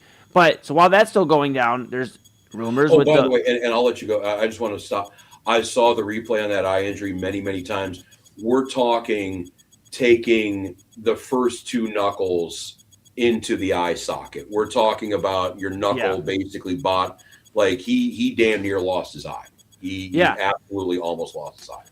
Now the big talk is that the UFC with this White House card this summer, they want to have an American on the card, which whatever. I mean, I think that's silly. I think you should just have the best fighters out there, whoever that is. But they're going to try to get an American on the card. So who other than John Jones, and they can do a super fight against Alex Pereira, and that's the goal. You know, that's what I've read through. At least, you know, the sources I've read through, multiple MMA journalists that have said that's what the UFC wants. They want a super fight, and they want an American on the card, on that White House card. So John Jones versus Alex Pereira would fit the super fight. Also fit this administration's MO when it comes down to treatment of women too with John Jones. But yeah, sure. I mean, and like I said, I think it's silly. I think it's personally silly, the wanting an American. I think they should just put the best fighters. But I mean, that's a different discussion for a different day. And you know, I mean, we just got done discussing about a halftime show where people were up in arms about that. So yeah, I don't know. Well, the tough sell with UFC, which we talked about last week, because they have failed over time to promote a ton of names to casuals, they have to reach back out and grab a John Jones, you know, to promote a card that's going to be on CBS. And again, CBS and Paramount, you know, they spent a ton of money, $7.7 billion on UFC. So they're going to reach out and grab names that people know, you know, and that's going to be that. I mean, Paramount's been spending a lot lately on stuff, and they made huge news earlier this week on a huge merger. But yeah, I mean, that's what you're going to get there on that White House card. Well, and also the big thing too, you know, my other thought on this is Alex Pereira can become a three-division champion, which would be the first ever UFC three-division champion. There's been guys that have held interim titles in different divisions and then been a champion, you know, but this is like the pure like heavyweight champion. If he were to win this, it'd be the pure UFC like heavyweight championship. You know, he's had his wars with Israel Adesanya, the Style Bender. You know, he's had other great fights against Jerry Pragaxa. I always botched the name, but like, you know, you got all these tough names in the UFC nowadays. But he's had his wars, and I think this fight against John Jones could be, if it does line up, could be really interesting. And probably be the last fight for John Jones too. I mean, he's had his matchups. He'll be 39 this summer. Yeah, he's had his matchup. He's had his trilogy against Daniel Cormier. He's had his Rumble Johnson fight. He's had Stipe fight. I mean, he's fighting, you know, pretty much anybody you could think of. The one that gets away from you is Francis Ngannou, and you would hope that, you know, they could have got that fight done, but obviously Francis wanted more money. The UFC wasn't trying to pay. He went in and he decided to box, and the rest is history. Yeah. So, but this is probably the last fight for John Jones. He even said him talking about how his body's starting to get old and he's due for surgeries. If, you know, he'd be eligible for certain surgeries if he wanted it right now. I think it was on you know, either his hip or like his knee, but he's aching, man. So I think this could be it for John Jones. And what better way than with Alex Pereira, who's probably the biggest name the UFC has right now. We talk all the time about who are stars in the UFC. This is probably the biggest like combat sports star in terms of MMA in Alex Pereira. Is he going to like be walking out at like you know, mainstream events and like crossing over all the time? Maybe not. But I think if you wanted to market somebody, this is the guy you can market. I mean, he takes over in every division he's in, and he's doing it in a dominating fashion. I mean, he knocks guys clean out. And I was, there in the UFC. I covered a few events, and I was there when Francis Ngannou knocked out Alistair Overeem with that uppercut, where he just rocked him. And I mean, it was one of the craziest knockouts I've ever seen. And when somebody has that type of power, it's just, I don't know, man. It's crazy. It's crazy. So I'm excited. I'm excited to see Pereira. I think if they do get this done against John Jones, it's something the UFC can actually start pushing for a new audience. Like, hey, this is our super fight, and then put some of the up and comers on that fight to lead up. Take a page out of the Jake Paul book for a moment. I don't know if they're going to want to do that, honestly, because you got Pereira who, and again, you're much more in tune with the fight game than I am, but Pereira is fully capable of beating John Jones, correct? Like that can happen. That would not be considered an upset. And do you really want to have your UFC 1776 on the front lawn of the White House, having your super fight being, your homegrown American hero who has some domestic violence charges, whatever, against a Brazilian superstar fighter, and have that Brazilian foreigner beat the shit out of the American? Now, grant you, as somebody who, I think you can tell my opinion on John Jones, I'd love to see that. But I don't know if the UFC and Donald Trump and Dana White and Benjamin Netanyahu would want that for the Americans and everything like that. Yeah, they may have it somewhere else. Sorry, Double. I know you have something to say here, but they may have it somewhere else. But regardless, I think that is the next fight for John Jones. If he is to fight again, it's going to be Alex Pereira. There is no other fight for him to come back to. And I think that Pereira relinquishing the light heavyweight title is some big news, because I think it shows that they're probably a lot closer to getting this fight agreed upon than people think right now. Fights have happened, and been agreed upon when people were like, how did that happen? George St. Pierre coming out of retirement to fight Michael Bisping. Like, well, when did that happen? Just different things you don't expect in the fight game. But so this might come out of nowhere where they announce it. This might break in a week. This may break in a month. May break in 2 months. But I think soon we might have the news of Alex Pereira versus John Jones. Where? I don't know, but I do think it's going to be on that White House card. Could be. And I was going to say real quick, Rob, to answer your question, maybe what you hope is that maybe in the co-main you could have that American start winning. It's like, okay, that sets up, perhaps the next fight, down the road. Who knows? But this is an ideal fight too, where, all right, your current top star who, Eli's hyping up, and those who are watching currently, they know how good he is. But now it's time for the people who used to watch UFC religiously, me, to see a new star emerge. And maybe if you put away a star that I used to cheer for, you put him away. The other thing, too, when we start talking about future stars in the MMA, Pereira is about 2 weeks younger than John Jones. So, we're both talking, if it happens late summer, both these fighters are going to be 39 years old. Again, that doesn't really bode well for, watching a future star for the next 10, 12 years.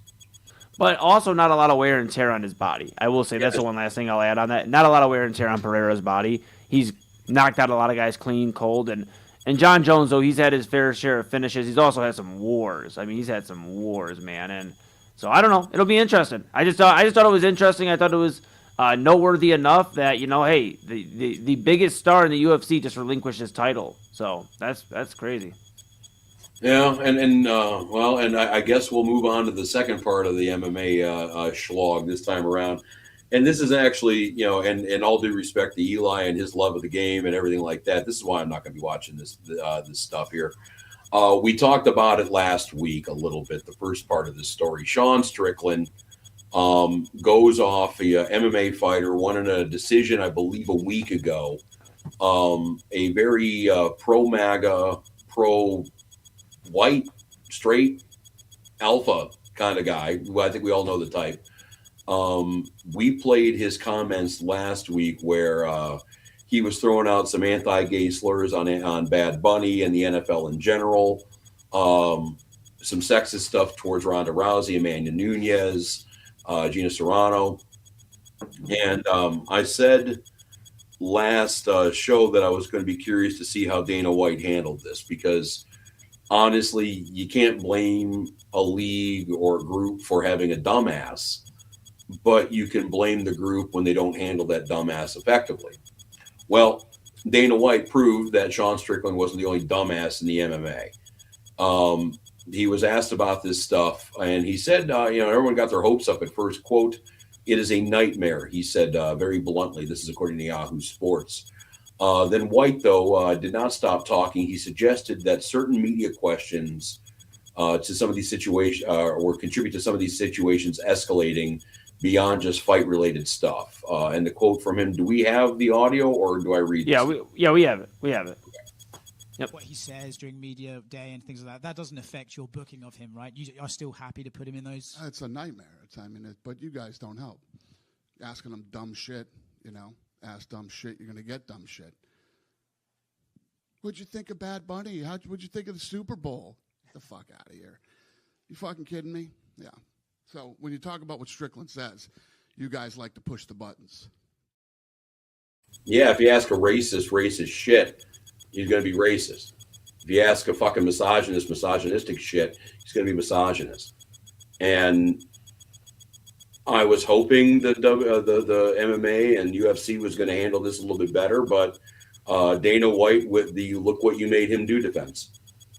Yeah, it wasn't good, and we talked about this last week. The UFC's got to obviously focus on the good stories, and that's why this Alex Pereira news is good for the UFC because it's some of the only good news it seems like to come out recently that's been noteworthy enough. But yeah, this is frustrating. The fact that Sean Strickland's been a UFC champion at one point, he's been put into the limelight by the UFC. He's been rewarded for this shit. Yeah, and it's old, man. So yeah, I don't agree with this. Obviously, no MMA fan that has morals. People that have, like I said, I wrestled my entire life. So people that have come up on like combat sports in some way or another that have morals and have I guess good human beings like that understand that like you can fight and scrap and also still be a good solid human being, and then you have people that unfortunately fight and should not. I'm just being real. Should not probably be in front of a microphone, in front of media members and things like that. And does that mean that they should be in the UFC? I mean, that's maybe a different discussion. If fighting should maybe have the same outlet for everybody to be speaking as opposed to the NBA or something. And here's why I mean that. Because, like I said, there's some guys that fight to literally, because that they fought to get out of the streets or whatever. They fought to get to the UFC. They may not want to talk to somebody, and I'm not defending Sean Strickland or anybody that does say out of pocket stuff, but I'm saying there's got to be some sort of answer, and Dana White's got to do a better job of it too, obviously, from the top and answer for this, and not just deflect. But there's got to be some sort of formula where maybe Sean Strickland should he get an opportunity to fight? Maybe fighting if we're hiring him for fighting, I don't know. I mean. That's a whole different discussion. We sat here and talked about Greg Hardy 10 years ago, and they kept giving Greg Hardy opportunities. So it's frustrating. It's frustrating. You know what I'm saying? I mean, I don't want to reward a guy like Sean Strickland. He's definitely not a good human being. So it's frustrating. I don't know what you do when you separate the sports, because we do the same thing with NFL when we talk Tyreek Hill, right? Tyreek Hill's a great wide receiver, but then you have all the baggage with it. It's like, how do we handle this in combat sports to shine the good light on people and get it away from the bad of Sean Strickland and guys like that? That's what it comes down to. Well, ultimately, we heard a Dana White who already got paid. Yeah. So he doesn't have to answer anybody. I mean, I guess he does, but he already got paid. They pay him to say stuff like that. And if consumers are paying for Paramount Plus, then those comments will be excused in the story. I mean, so it's not right. Because Dana White in 2009, 2008, 2007, he wouldn't have that kind of response.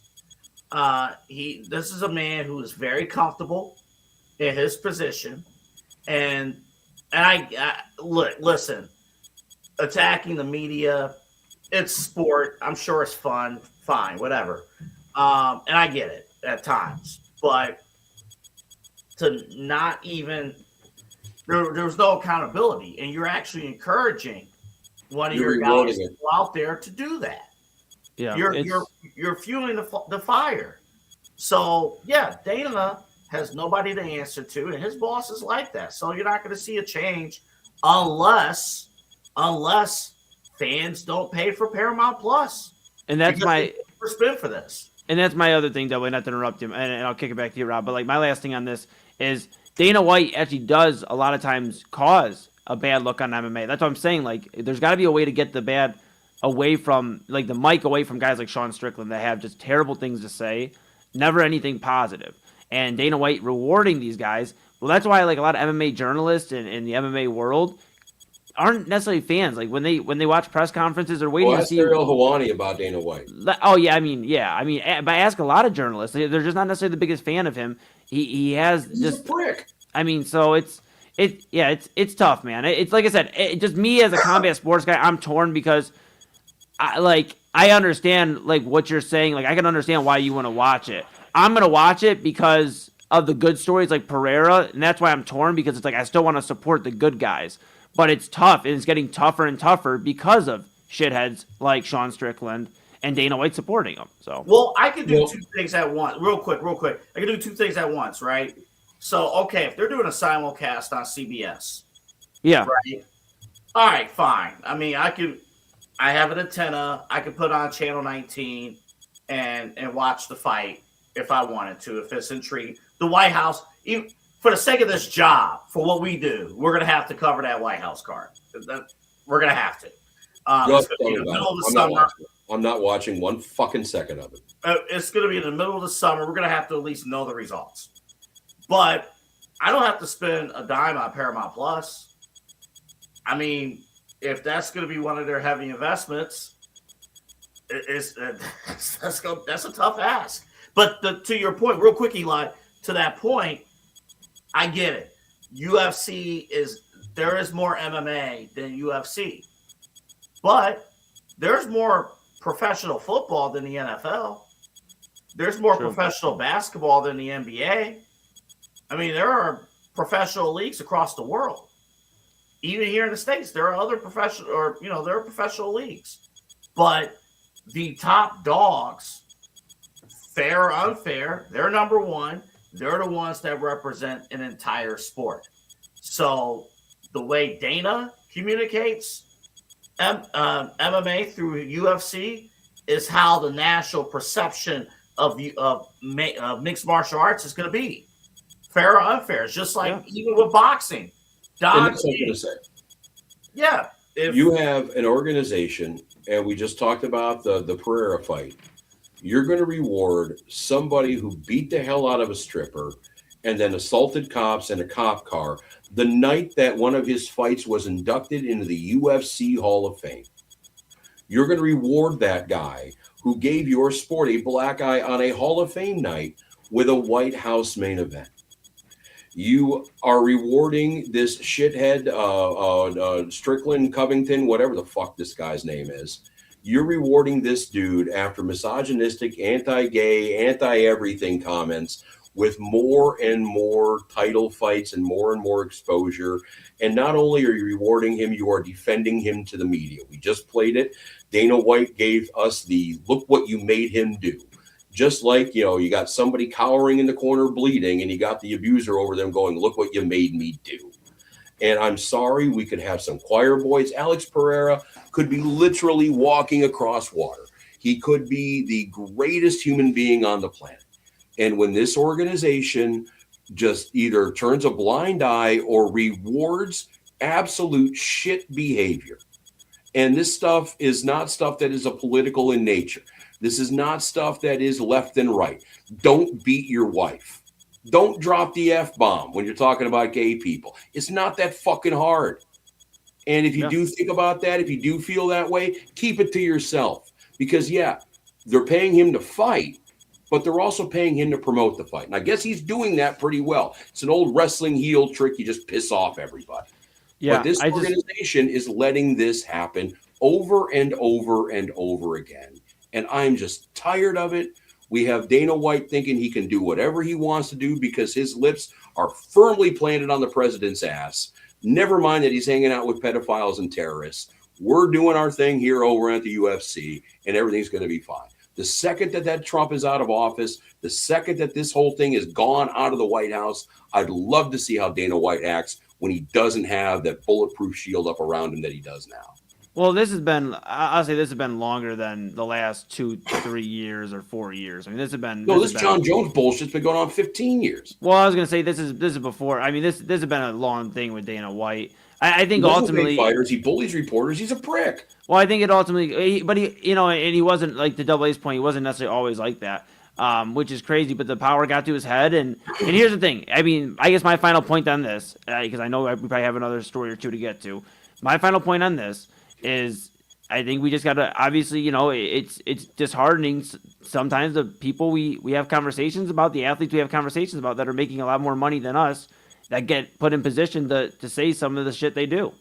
Or do some, to be put in a position to be a role model for somebody, in combat sports. It's the UFC that Double A's point, because they are the standard bearer, and then the NFL, for football and NBA. It's just sad sometimes with like seeing how people can fumble the opportunity of a lifetime just by being a piece of shit usually. Yeah, it is. Yeah, and the thing is, though, is that these fighters are going to continue to act like pieces of shit because the biggest piece of shit's at the top, and he's just going to let everybody have it. So that's just how that's going to happen.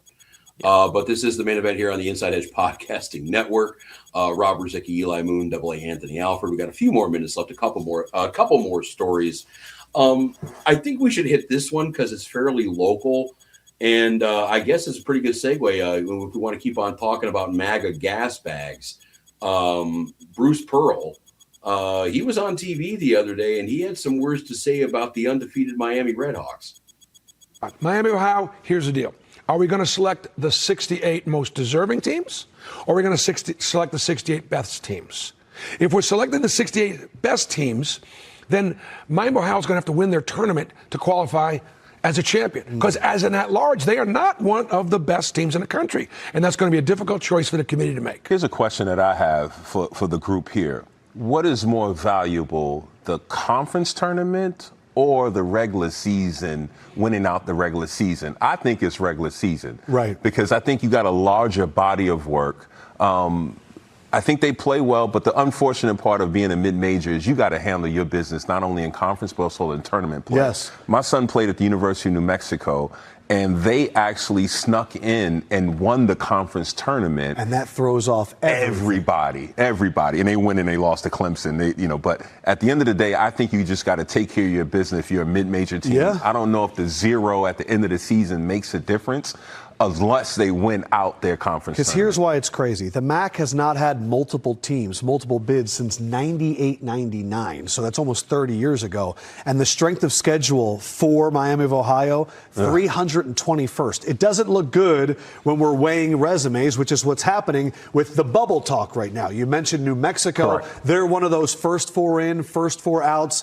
These are always a little deceiving because you don't know who the first 8 in or the last 8 out are. But what is this moment like, this bubble time? I know you're thinking about this right now with your son as well. With all Yeah, I mean, you got to play your way in or you're going to lose your way out. It's just that simple with all these teams. And Mash, to your question, for the mid-majors and low majors, it's all about the tournament because they recognize there's only going to be a 1-bid league. For the rest of the leagues, it's all about the grind Correct. of a regular season championship. And I think that's what matters most. Yeah, okay. There's a lot to unpack here. All right, Miami of Ohio is the first team to enter March undefeated since Gonzaga, the year they won the national title about 10 years ago. They are, I believe, 29-0 as we are talking right now. I don't know if they played today or not. And the idea that Bruce Pearl, who is SEC royalty. He is, big time college basketball. He does this, Tennessee and Auburn and all this kind of stuff.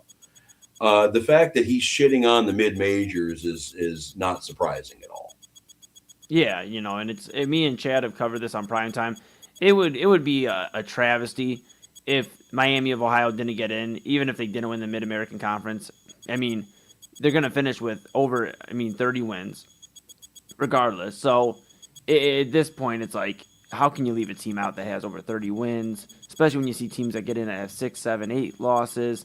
And I get it, the scheduling and all that, but you play who you play. And I know college is a little different than NFL. We were talking about the Patriots and talking about their road to the Super Bowl, but you play who you play. And Miami of Ohio, didn't expect to necessarily go probably 30-0 this year. Start running off to an undefeated start, 29, 30-0. They have played in the Mid-American Conference for a long time. It's not like they just started getting good and they're taking advantage of, bullying up on other schools. So they're just having a good year. They should get rewarded for it in a conference that typically Akron's pretty good at. Akron typically is in competition to win the MAC and be the bid, for we've seen Kent State, a few years prior, but I don't know. I just think Miami should be rewarded regardless. If Akron or whoever were to win this conference and beat Miami in a championship, then yeah. But I think this too: if they get to the championship and they lose, that'll make it at least harder for the committee to leave them out. If they get bounced in like an upsetting second round loss or something in the tournament, then the committee's gonna look and go, well, when it got tough, they couldn't win. So it's bad, but it smells like the NCAA is gonna do the dirtiest of things ever to the Red Hawks if they lose this conference tournament. Well, I think it's gonna be a fair process. The scheduling, the being ranked in the 300s, that is concerning. But undefeated is undefeated in the regular season. They have Toledo on Tuesday, and then they're at home against the Ohio Bobcats on March 6th, and then on to Cleveland in the MAC tournament. Something happened today that did not help Miami of Ohio. And it happened here in Ohio. Ohio State upset at Purdue. Ohio State, we're going to have a serious conversation. Ohio State, if this scenario plays out, could be the reason why Miami of Ohio doesn't make the NCAA tournament. Well, and, okay, Ohio State is like 13, 14 losses this year, or maybe around there. I think they are not a good team. They're having a good week or two. They are not a good team.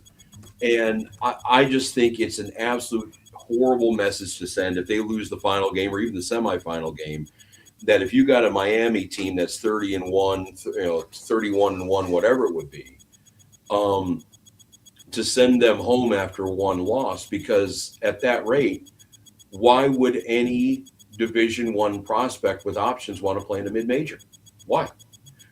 Because, okay, I could play for Ohio State and we could lose 17 games and we're going to go to the NCAA tournament. If I have a bad half in the MAC tournament, then our season's done. Mm-hmm. That, I don't think that is not right at all. I think all of this crap about, rank of schedule and how many ranked teams did you play and all this kind of stuff, in this conversation, specifically with this team, that's out the window. I mean, you cannot completely shit on them if they do go down in the semifinal, in the final.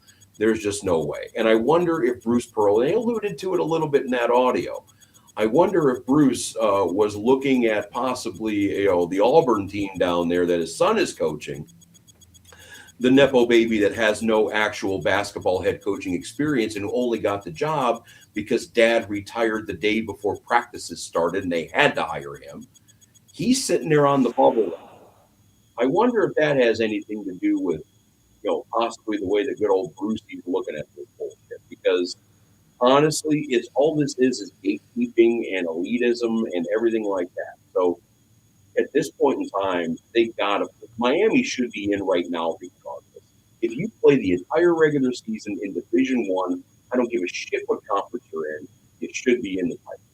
Yeah, and March Madness is known for upsets. I mean, and shocking, stories. So I think, why rob Miami of a chance to go on a magical March run? So, and again, I hate to play devil's advocate here. I'm just saying what they might be looking at.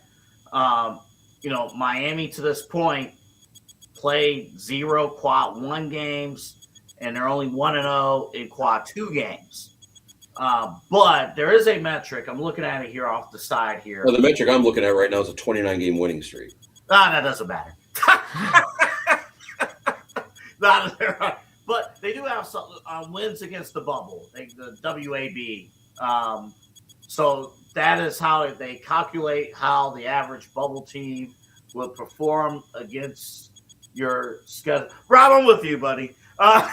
Listen, being undefeated, and even at Gonzaga, what was it, Gonzaga back in 2021, 22? Something like that. Yeah, that was Mountain West too, wasn't it? Or no, they weren't Right. Pac-12 yet. No, they weren't. No, they're Mountain West. Yeah. And that was and again, that's a little bit shorter because of the bubble. You got to really go back to Indiana back in 75, 76, which had a full season, a full regular season undefeated streak there. So, yeah, that alone to do that every single night. And it's just the whole thing too. If you you gotta reward winning. You do. You just have to. You do. Again, I understand Miami had some control with their out-of-conference schedule, but they didn't have any control on how good or Central Michigan or Bowling Green or Eastern Michigan, any of these teams were doing this year. So they won every game. Put them in. I don't think it's that hard. And again, the point that I'm going to bring up too, and I brought this up with you guys before the show, if we were talking NCAA football playoff with the 12 teams, and there was a one-loss team out there, even in a mid-major conference, even if it was, something that wasn't, power, Big Ten, SEC here, if there was a one-loss team, we'd put them in no problem. It would be a pretty foregone conclusion. So why not with the NCAA basketball tournament, which has, 5 times as many teams? Right. Why isn't the 1-loss, 0-loss team just being automatically in? I don't get it at all. All this is gatekeeping. Bruce Pearl, honestly, in his heart of hearts, thinks that the 14th best MAC or the 14th best SEC school, which is, I think Auburn's number 11, the 11th best SEC school is better than the best MAC school. That's what he thinks every year, and there's going to be nothing to do to change that. Yeah. Now, I'm just going to point out real quick. I'm looking just real quick just to confirm this. We go to the Mid-American Conference on the ESPN app. I got the standings up. I need to see Bowling Green. Because here's why. I understand. You guys are 8-9 in conference play. That is good enough for first, second, third, fourth, fifth, sixth. And you are. We would be in the tournament. Record? In the MAC tournament?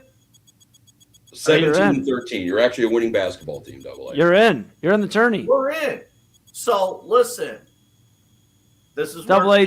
Don't do it. Don't. No, I'm sorry. Listen. All right. I want Miami of Ohio to do really well. Actually, based on this conversation, I want them to go all the way. I want them to wreck the system and go to the Final Four and handle business, represent the Mid-American Conference. Yeah.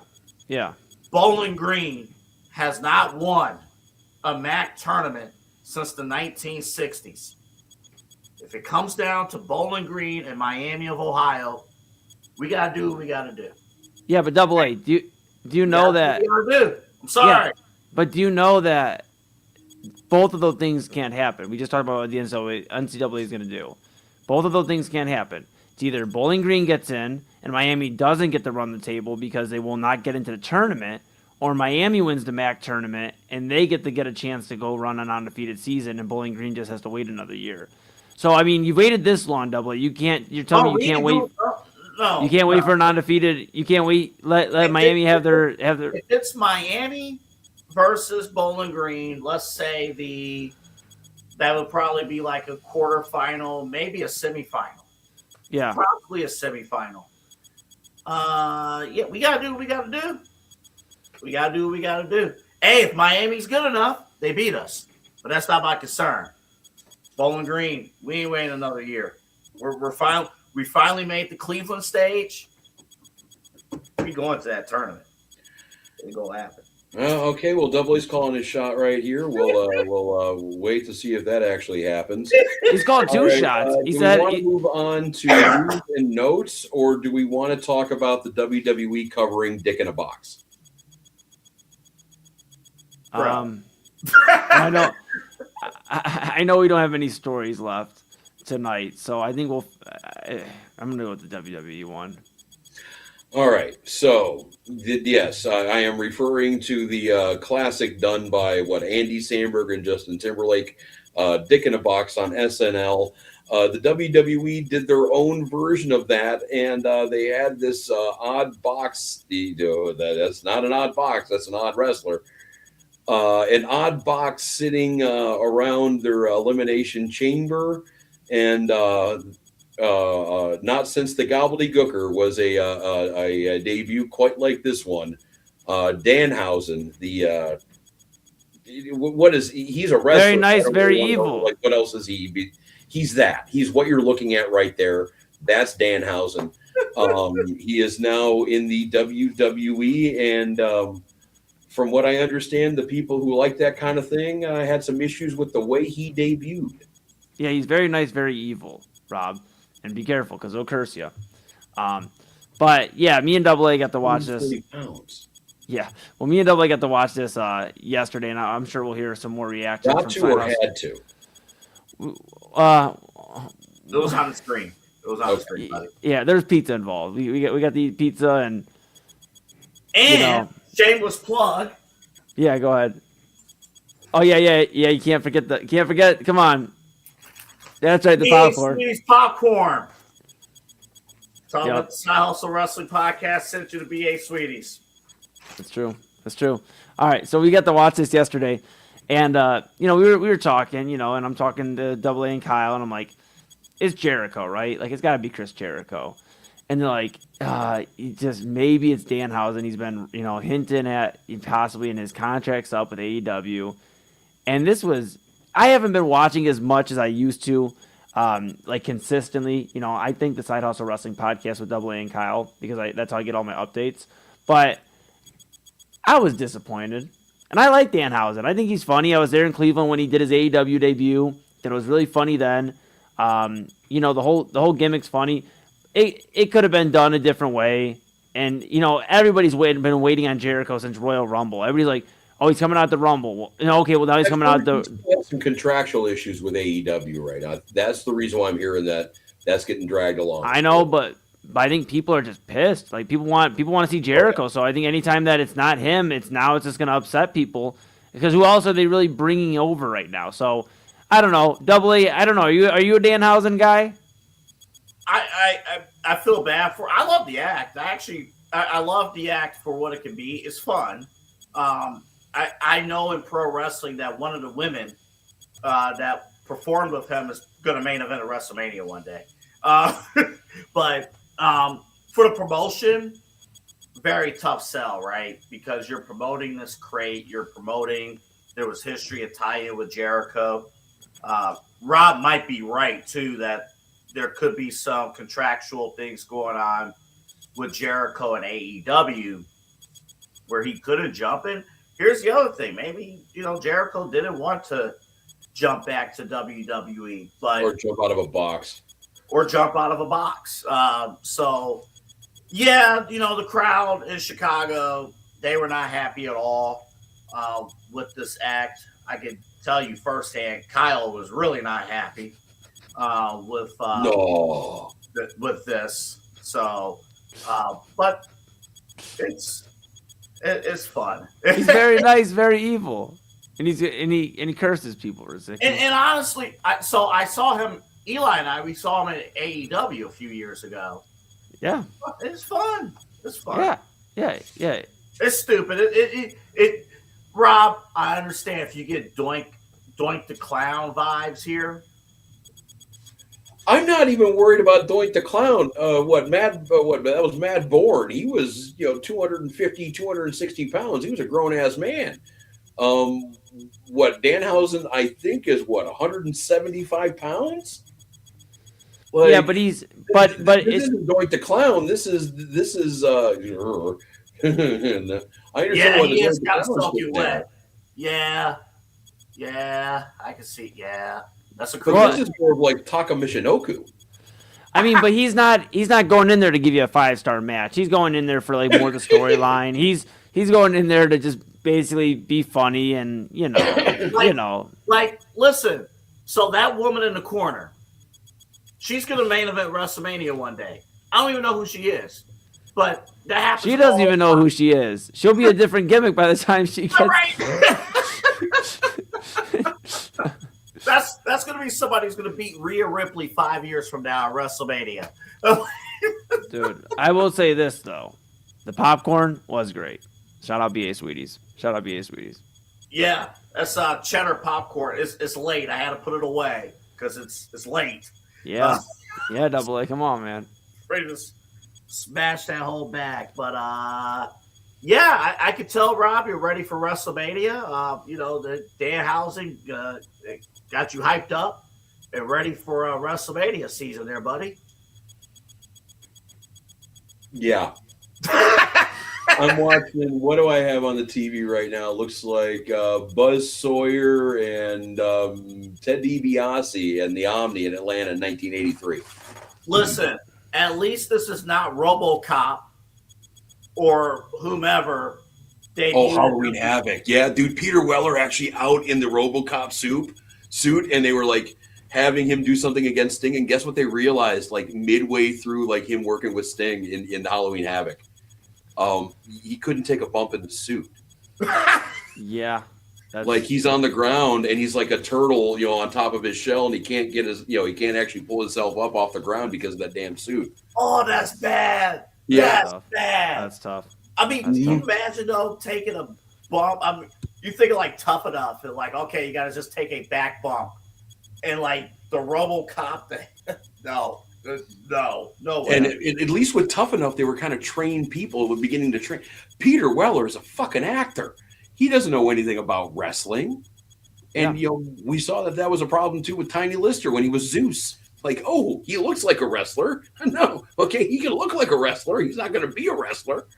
Yeah. No, that's Devo to me. But okay, we've gotten a Gobbledygooker, a Zeus, and a few other references here with this. And shout out, Dick Slater, even though, okay, whatever. All right, but we're pushing 10 till here. We're about 5 till 12 here on the East Coast. Let's figure this is a good time to go over what we have learned today, gentlemen. Are we okay with that? Yeah, absolutely. Yeah, Right. I'll start. So I'll just highlight one more time. Big news for me this weekend was me dropping Golden Child, the album that narrator and I put together, my big bro. Lahele, the collective, we came out and did the album release show for Golden Child at Brothers Lounge. Shout out Brothers Lounge for the hospitality. Thank you everybody for coming out and rocking out. Just having the community in the room is so awesome. The community we continue to build is awesome. So thank you to everybody for coming out. Thank you to Brothers Lounge. Thank you to Mushu, Cliche, Geo for performing, doing their thing. Thank you to Narrator for running the sets all night, DJing. And shout out Pops, shout out Mom for being there, and shout out everybody that's bought the album so far. It's not on streaming platforms, so at the Man They Call Moon, you can go ahead. It's in that link in my bio. You hit me up on all the socials, but get a hold of me. You can buy the project for $10. You can download it. You can actually save it and have it forever. So it's pretty cool. But Golden Child, it's an album highlighting me stepping into like who I am as a person, like confident, triumphant, and also like highlighting the community because I'm very big on community and the expansion of all of us growing as good human beings together. And celebrating the successes in life. So Golden Child available now, out $10.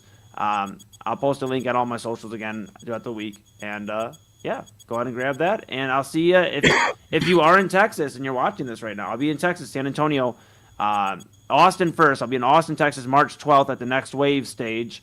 Shout out Scott Morris. I got booked there.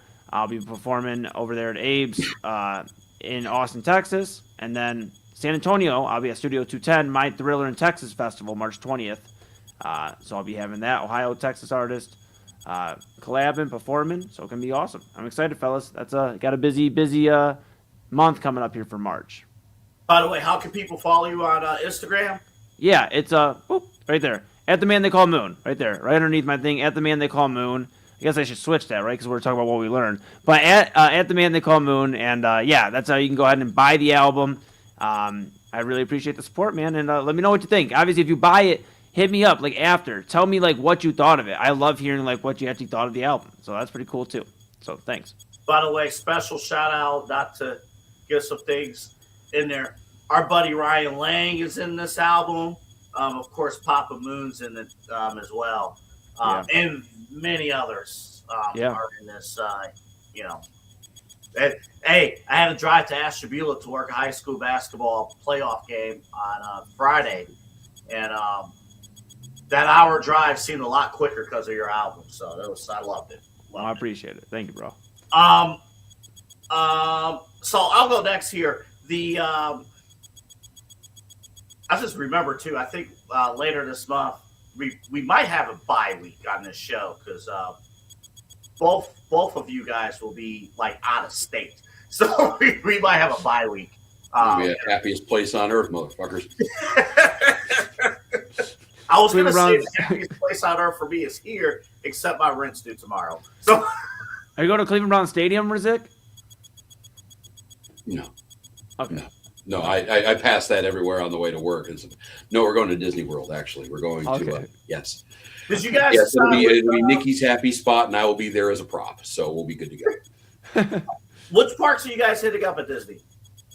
I have been told we are hitting the Magic Kingdom, we are hitting Epcot, and we are hitting Animal Kingdom.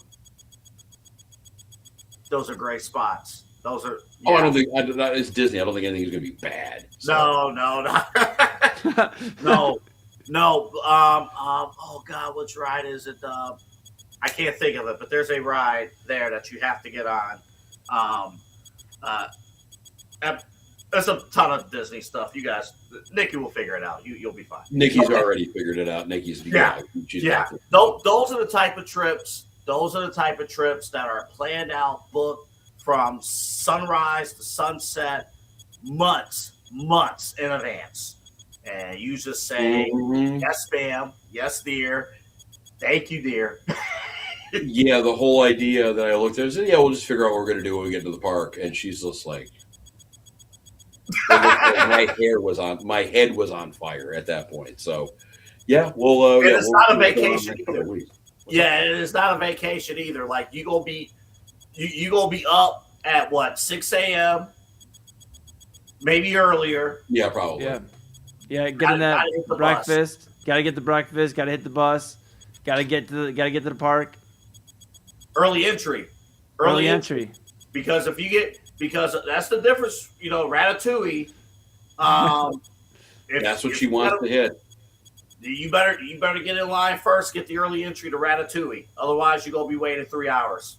That's what I'm hearing. So we'll figure out how we're going to handle that off bye week there with main event. I believe that's going to be the weekend of the 21st of March. Right. Come up in a couple of weeks. All right, real quick for what I've learned, real quick. March Madness. This is one of my favorite times of the entire year because you can have a debate of whether or not March is the best sports month of the year. Let me show you real quick. There is a debate. Would you consider March or October to be the best sports month of the year? Now, my real answer is probably October, even for the purpose of this show, because you're, full swing in the NFL football, Major League Baseball postseason, college football, NBA, NHL getting going. You got other stuff going on. But March is great because of March Madness. The conference tournaments. We're getting down to the final stretch of the NBA season. We're doing spring training reports, so Major League Baseball's right around the corner. And I have the TV on in the background. I saw the forecast for this Saturday. We might hit 70 degrees on Saturday. Wow. Hard to believe a month ago it was 10 degrees. So Yeah. we are ready. This is my favorite time of the year, March Madness. I just love it. I'm going to get a free trial of something, and we'll have it on TV, ready to go. Now, here's what I don't like. Let me show you this. What the hell is this? What the hell is this? That's the bracket for the Sun Belt Conference. Explain this to me. What is this? Well, when teams are lined up in a tournament, they have to put them in a bracket to see who's going to play the championship, and this is what we have from the Sun Belt. What is this bracket? So, okay, I got to get closer because I can't even see this. So, the 12 seed and the 13 seed on the top there, whoever wins that's going to face the 9th seed. And then if you win that, you'll face the 8th seed, and then the 5th seed, the 4th seed. What are we doing? What is this? Sun Belt. Well, do you know what they're doing? If you don't want to do the tournament, what is it? Go ahead. All that discussion we just had about Miami of Ohio not winning their conference tournament, the Sun Belt is making sure that whatever team is in Miami's spot wins the fucking tournament. That's what they're doing. They're trying to eliminate all these bracket busters and everything like that. They're really, really, because you look at that tournament bracket, and the first thing I think of is, wow, you better do well in the regular season.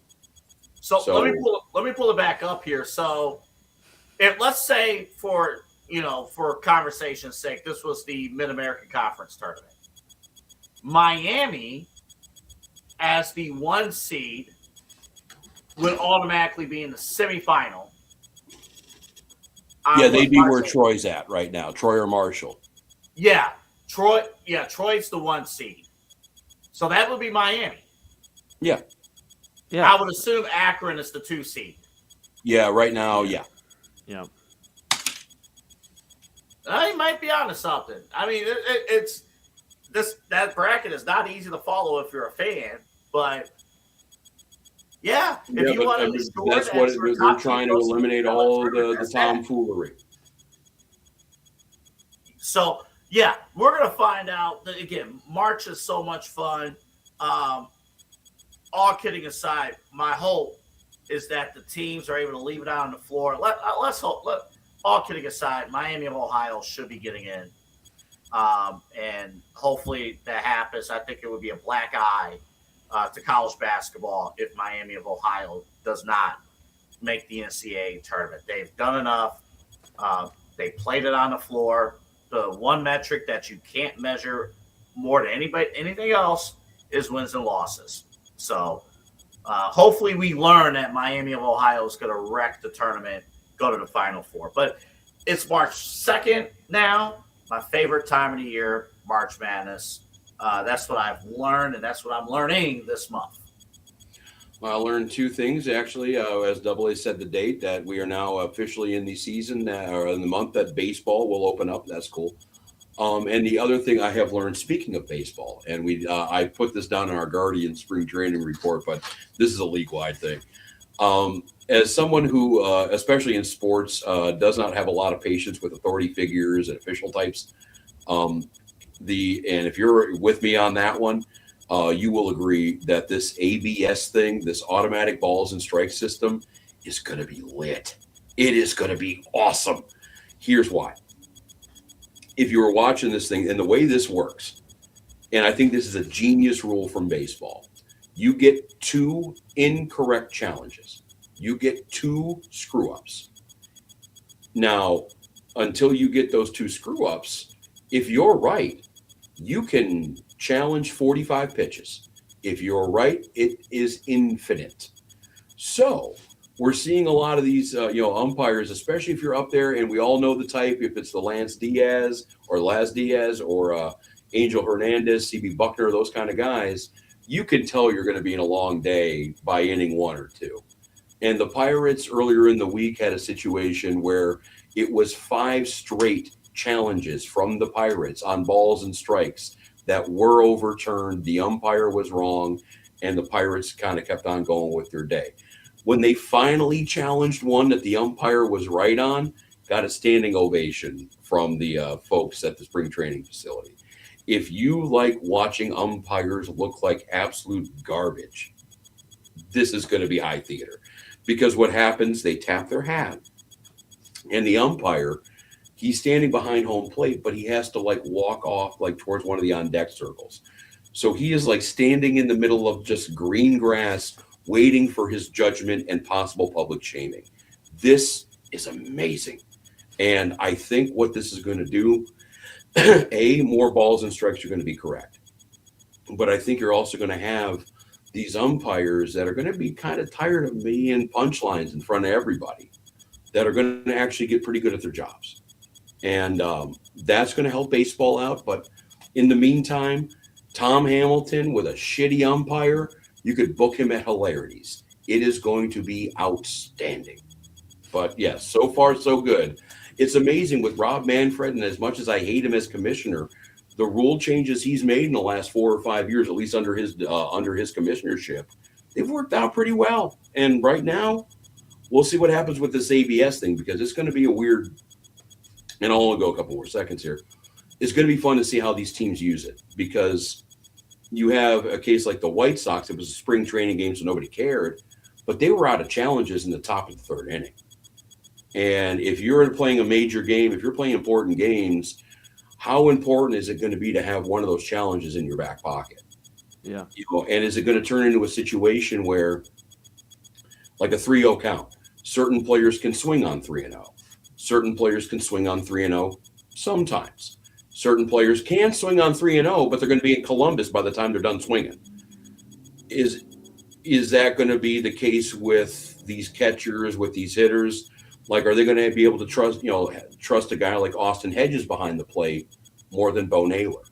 That's going to be, because right now it's the batter, the pitcher, and the catcher that can make these challenges. It can't come from the dugout. It can't come from the field. It is the battery and the batter. So, who is, going to have these long leashes? Who won't? I think there was already a pitcher who said straight up, it was, Chris Sale down in Atlanta. He said straight up he's never going to challenge a pitch. We'll see. Because and I rolled my eyes when I first heard it too. But the two reasons he gave were, I'm a starting pitcher in the major leagues. If you ask me, every pitch I've ever thrown has been a strike. So I don't even know if I'm exactly the best judge on what's a ball and what's a strike. And the other thing is too, and this is something we're going to have to watch out with batters, pitchers, everybody, catchers especially. How pissed off is that umpire going to be if you challenge a play? Or if you challenge two of his pitches, get them both wrong, and he looks at you and says, all right, motherfucker, you want to challenge me? I can do whatever I want right now. You better be in for a long day. There's going to be a political game that you're going to have to play with that umpire. And what's going to happen. So many different prongs to this. It's amazing. I think it's what's going to happen. That tighten up that strike zone. You're going to get the strike zone at that point in time. So, I mean, there is going to be a lot of prongs to this, a lot of different ways to look at it, and a lot of different ways it's going to affect the game. And much like the Ghost Runner, that's all I can ask for with a rule change. Can you play it with strategy? Can you do it like some teams with the runner on second base play it completely different, than other teams. So it's going to be how these guys are going to handle it, and it's going to be interesting to watch. So, real quick, my question. And I hope an umpire cries. I really hope I see an umpire cry. I kind of want my quick question. So, this rule is going to be the number of challenges is consistent throughout the regular season and postseason? I believe so. And the way it works is you get two screw ups. But if you're right, if you come in with that first challenge of the game and you're right, in theory, you could challenge every pitch if you're always right. They go clean that up during this lockout. We're going to run. I like it. I envision. And it only takes about 15 seconds. It actually takes less time than the pitch clock. So what they use the tennis technology, right? Yeah, the Hawkeye. Mm-hmm. Yeah. So we'll see. The NFL's using it now too with that virtual first down. They've been using it lately too. That's amazing. That Hawkeye technology has been in use in tennis for what, like 10 or 15 years. 15 years, yeah, at least, yeah. And it's a normal thing. And like we haven't heard from tennis fans like, hey, this should be out.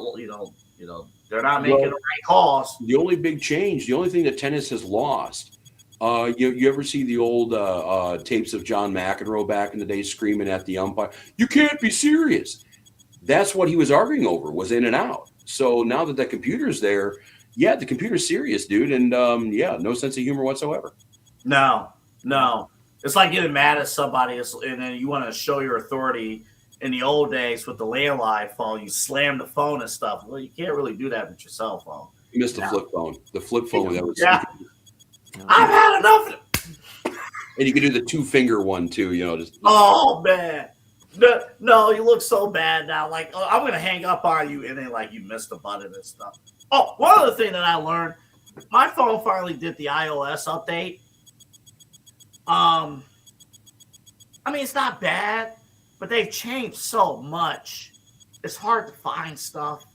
It's the things I had organized, I had to start over. And I've had stuff organized for years, and iOS screwed it up. All right, with that. All right, well, we'll double. Yeah. I'm having a meltdown. Yeah. Let's get us out of here. Considering 2 out of the 3 of us have actually sold cell phones for a living, I think you should be able to figure that one out pretty quick. That's true. Yeah. Well, we was trying to get people away from iPhones because you actually got promotional deals and stuff. You would have loved me with my Droid. I've been Droid since droids were droids. So yeah. Hey, get that LG phone. You go really score commission. There you go. So, well, if Double E is whining about his cell phone and we're just kind of just pontificating and thinking out loud here, I think it's probably a pretty good time to pull the plug on this patient and see if it can survive on its own. Do we have anything else to add before we ride off into the sunset on this Sunday night? No, I think I'm all good on my end. I've had a very enjoyable Sunday. We're talking with you fellas about sports and look forward to doing it again next Sunday. Rob, you need to change your mind about Dan Housing. I don't know anything about Dan House. I mean, he's 180 pounds. That's all I know about him. So Get to know him. He seems funny. I mean, this guy right here. Look at him. Get to know him. Get to know him. Come on. Get to know him. Come on. No, I'll tell you what, though, and a couple seconds here. I saw this story from Bruce Pritchard on WWE. I think he was doing a podcast or something. And shout out to Cleveland's own Drew Carey, because he was talking about that appearance that Drew made in the Royal Rumble about 20 years ago. Yep. Drew showed up. He did not have his agent, didn't have a buddy, didn't have any entourage whatsoever. Showed up to the back door of the arena wearing his hoodie, bringing his duffel bag in. Just said, "Hey, I'm Drew. I'm here for everything going. No ego whatsoever." They ushered him into the dressing room and said, "All right, your private area is over here." He goes, "I'm one of the boys tonight. I want to dress with the boys." And they had to convince him to not take a bump from Kane in the middle of the ring just to get thrown out and run away. But from all accounts, man, if you are a professional wrestling fan in the old school sense, in the respect the business sense, Drew Carey's right with you, because apparently Bruce Pritchard said the only regret that he had with Drew was that he couldn't bring him back again, because it was just a pleasure. But shout out to Drew on that one. Drew Carey, I think that was the 01 Royal Rumble, which in my opinion, one of the greatest Royal Rumble matches ever. It's worth a rewatch. And Kane, that Rumble was on a heater. Absolutely, yeah. No effing way Drew Carey should be taking a bump from Kane in 2001. Absolutely not. Yeah. And, just everybody was looking at it 2001 saying, "Yep, there's the mayor of Knox County and the host of The Price is Right." Just that. You would have called that, and you would have said that in 2001, you would have been drug tested. But yes, I think we've digressed long enough, though. I think Eli looks like he's about ready for bed. The golden child's ready for bed. let's pull the plug on this thing, and we'll reconvene next week. Same bat time, same bat channel, the Inside Edge Podcasting Network. For everybody here, this is the main event on the Inside Edge Podcasting Network. AA Anthony Alford. You can catch him on the Midnight Run, going on late night here on the Inside Edge Network. Moon, you can catch him pretty much on every day that there ends in Y on this thing. Does the prime time here on the network, and he does the main event, does Papa Moon there, produces that show. And I think he is probably going to be selling water out in the parking lot to anybody else, and maybe cleaning the carpets too when it's all said and done with. But he does everything here. So yes, check us out. You can check me out on WTAM 1100. I'll be with Dennis Maniloff tomorrow and Tuesday, and I'll be on my own on Saturday. But for everybody here, this is Rob Rozycki and the AA Anthony Alford, Eli Moon, and this is the main event. We'll see you next week.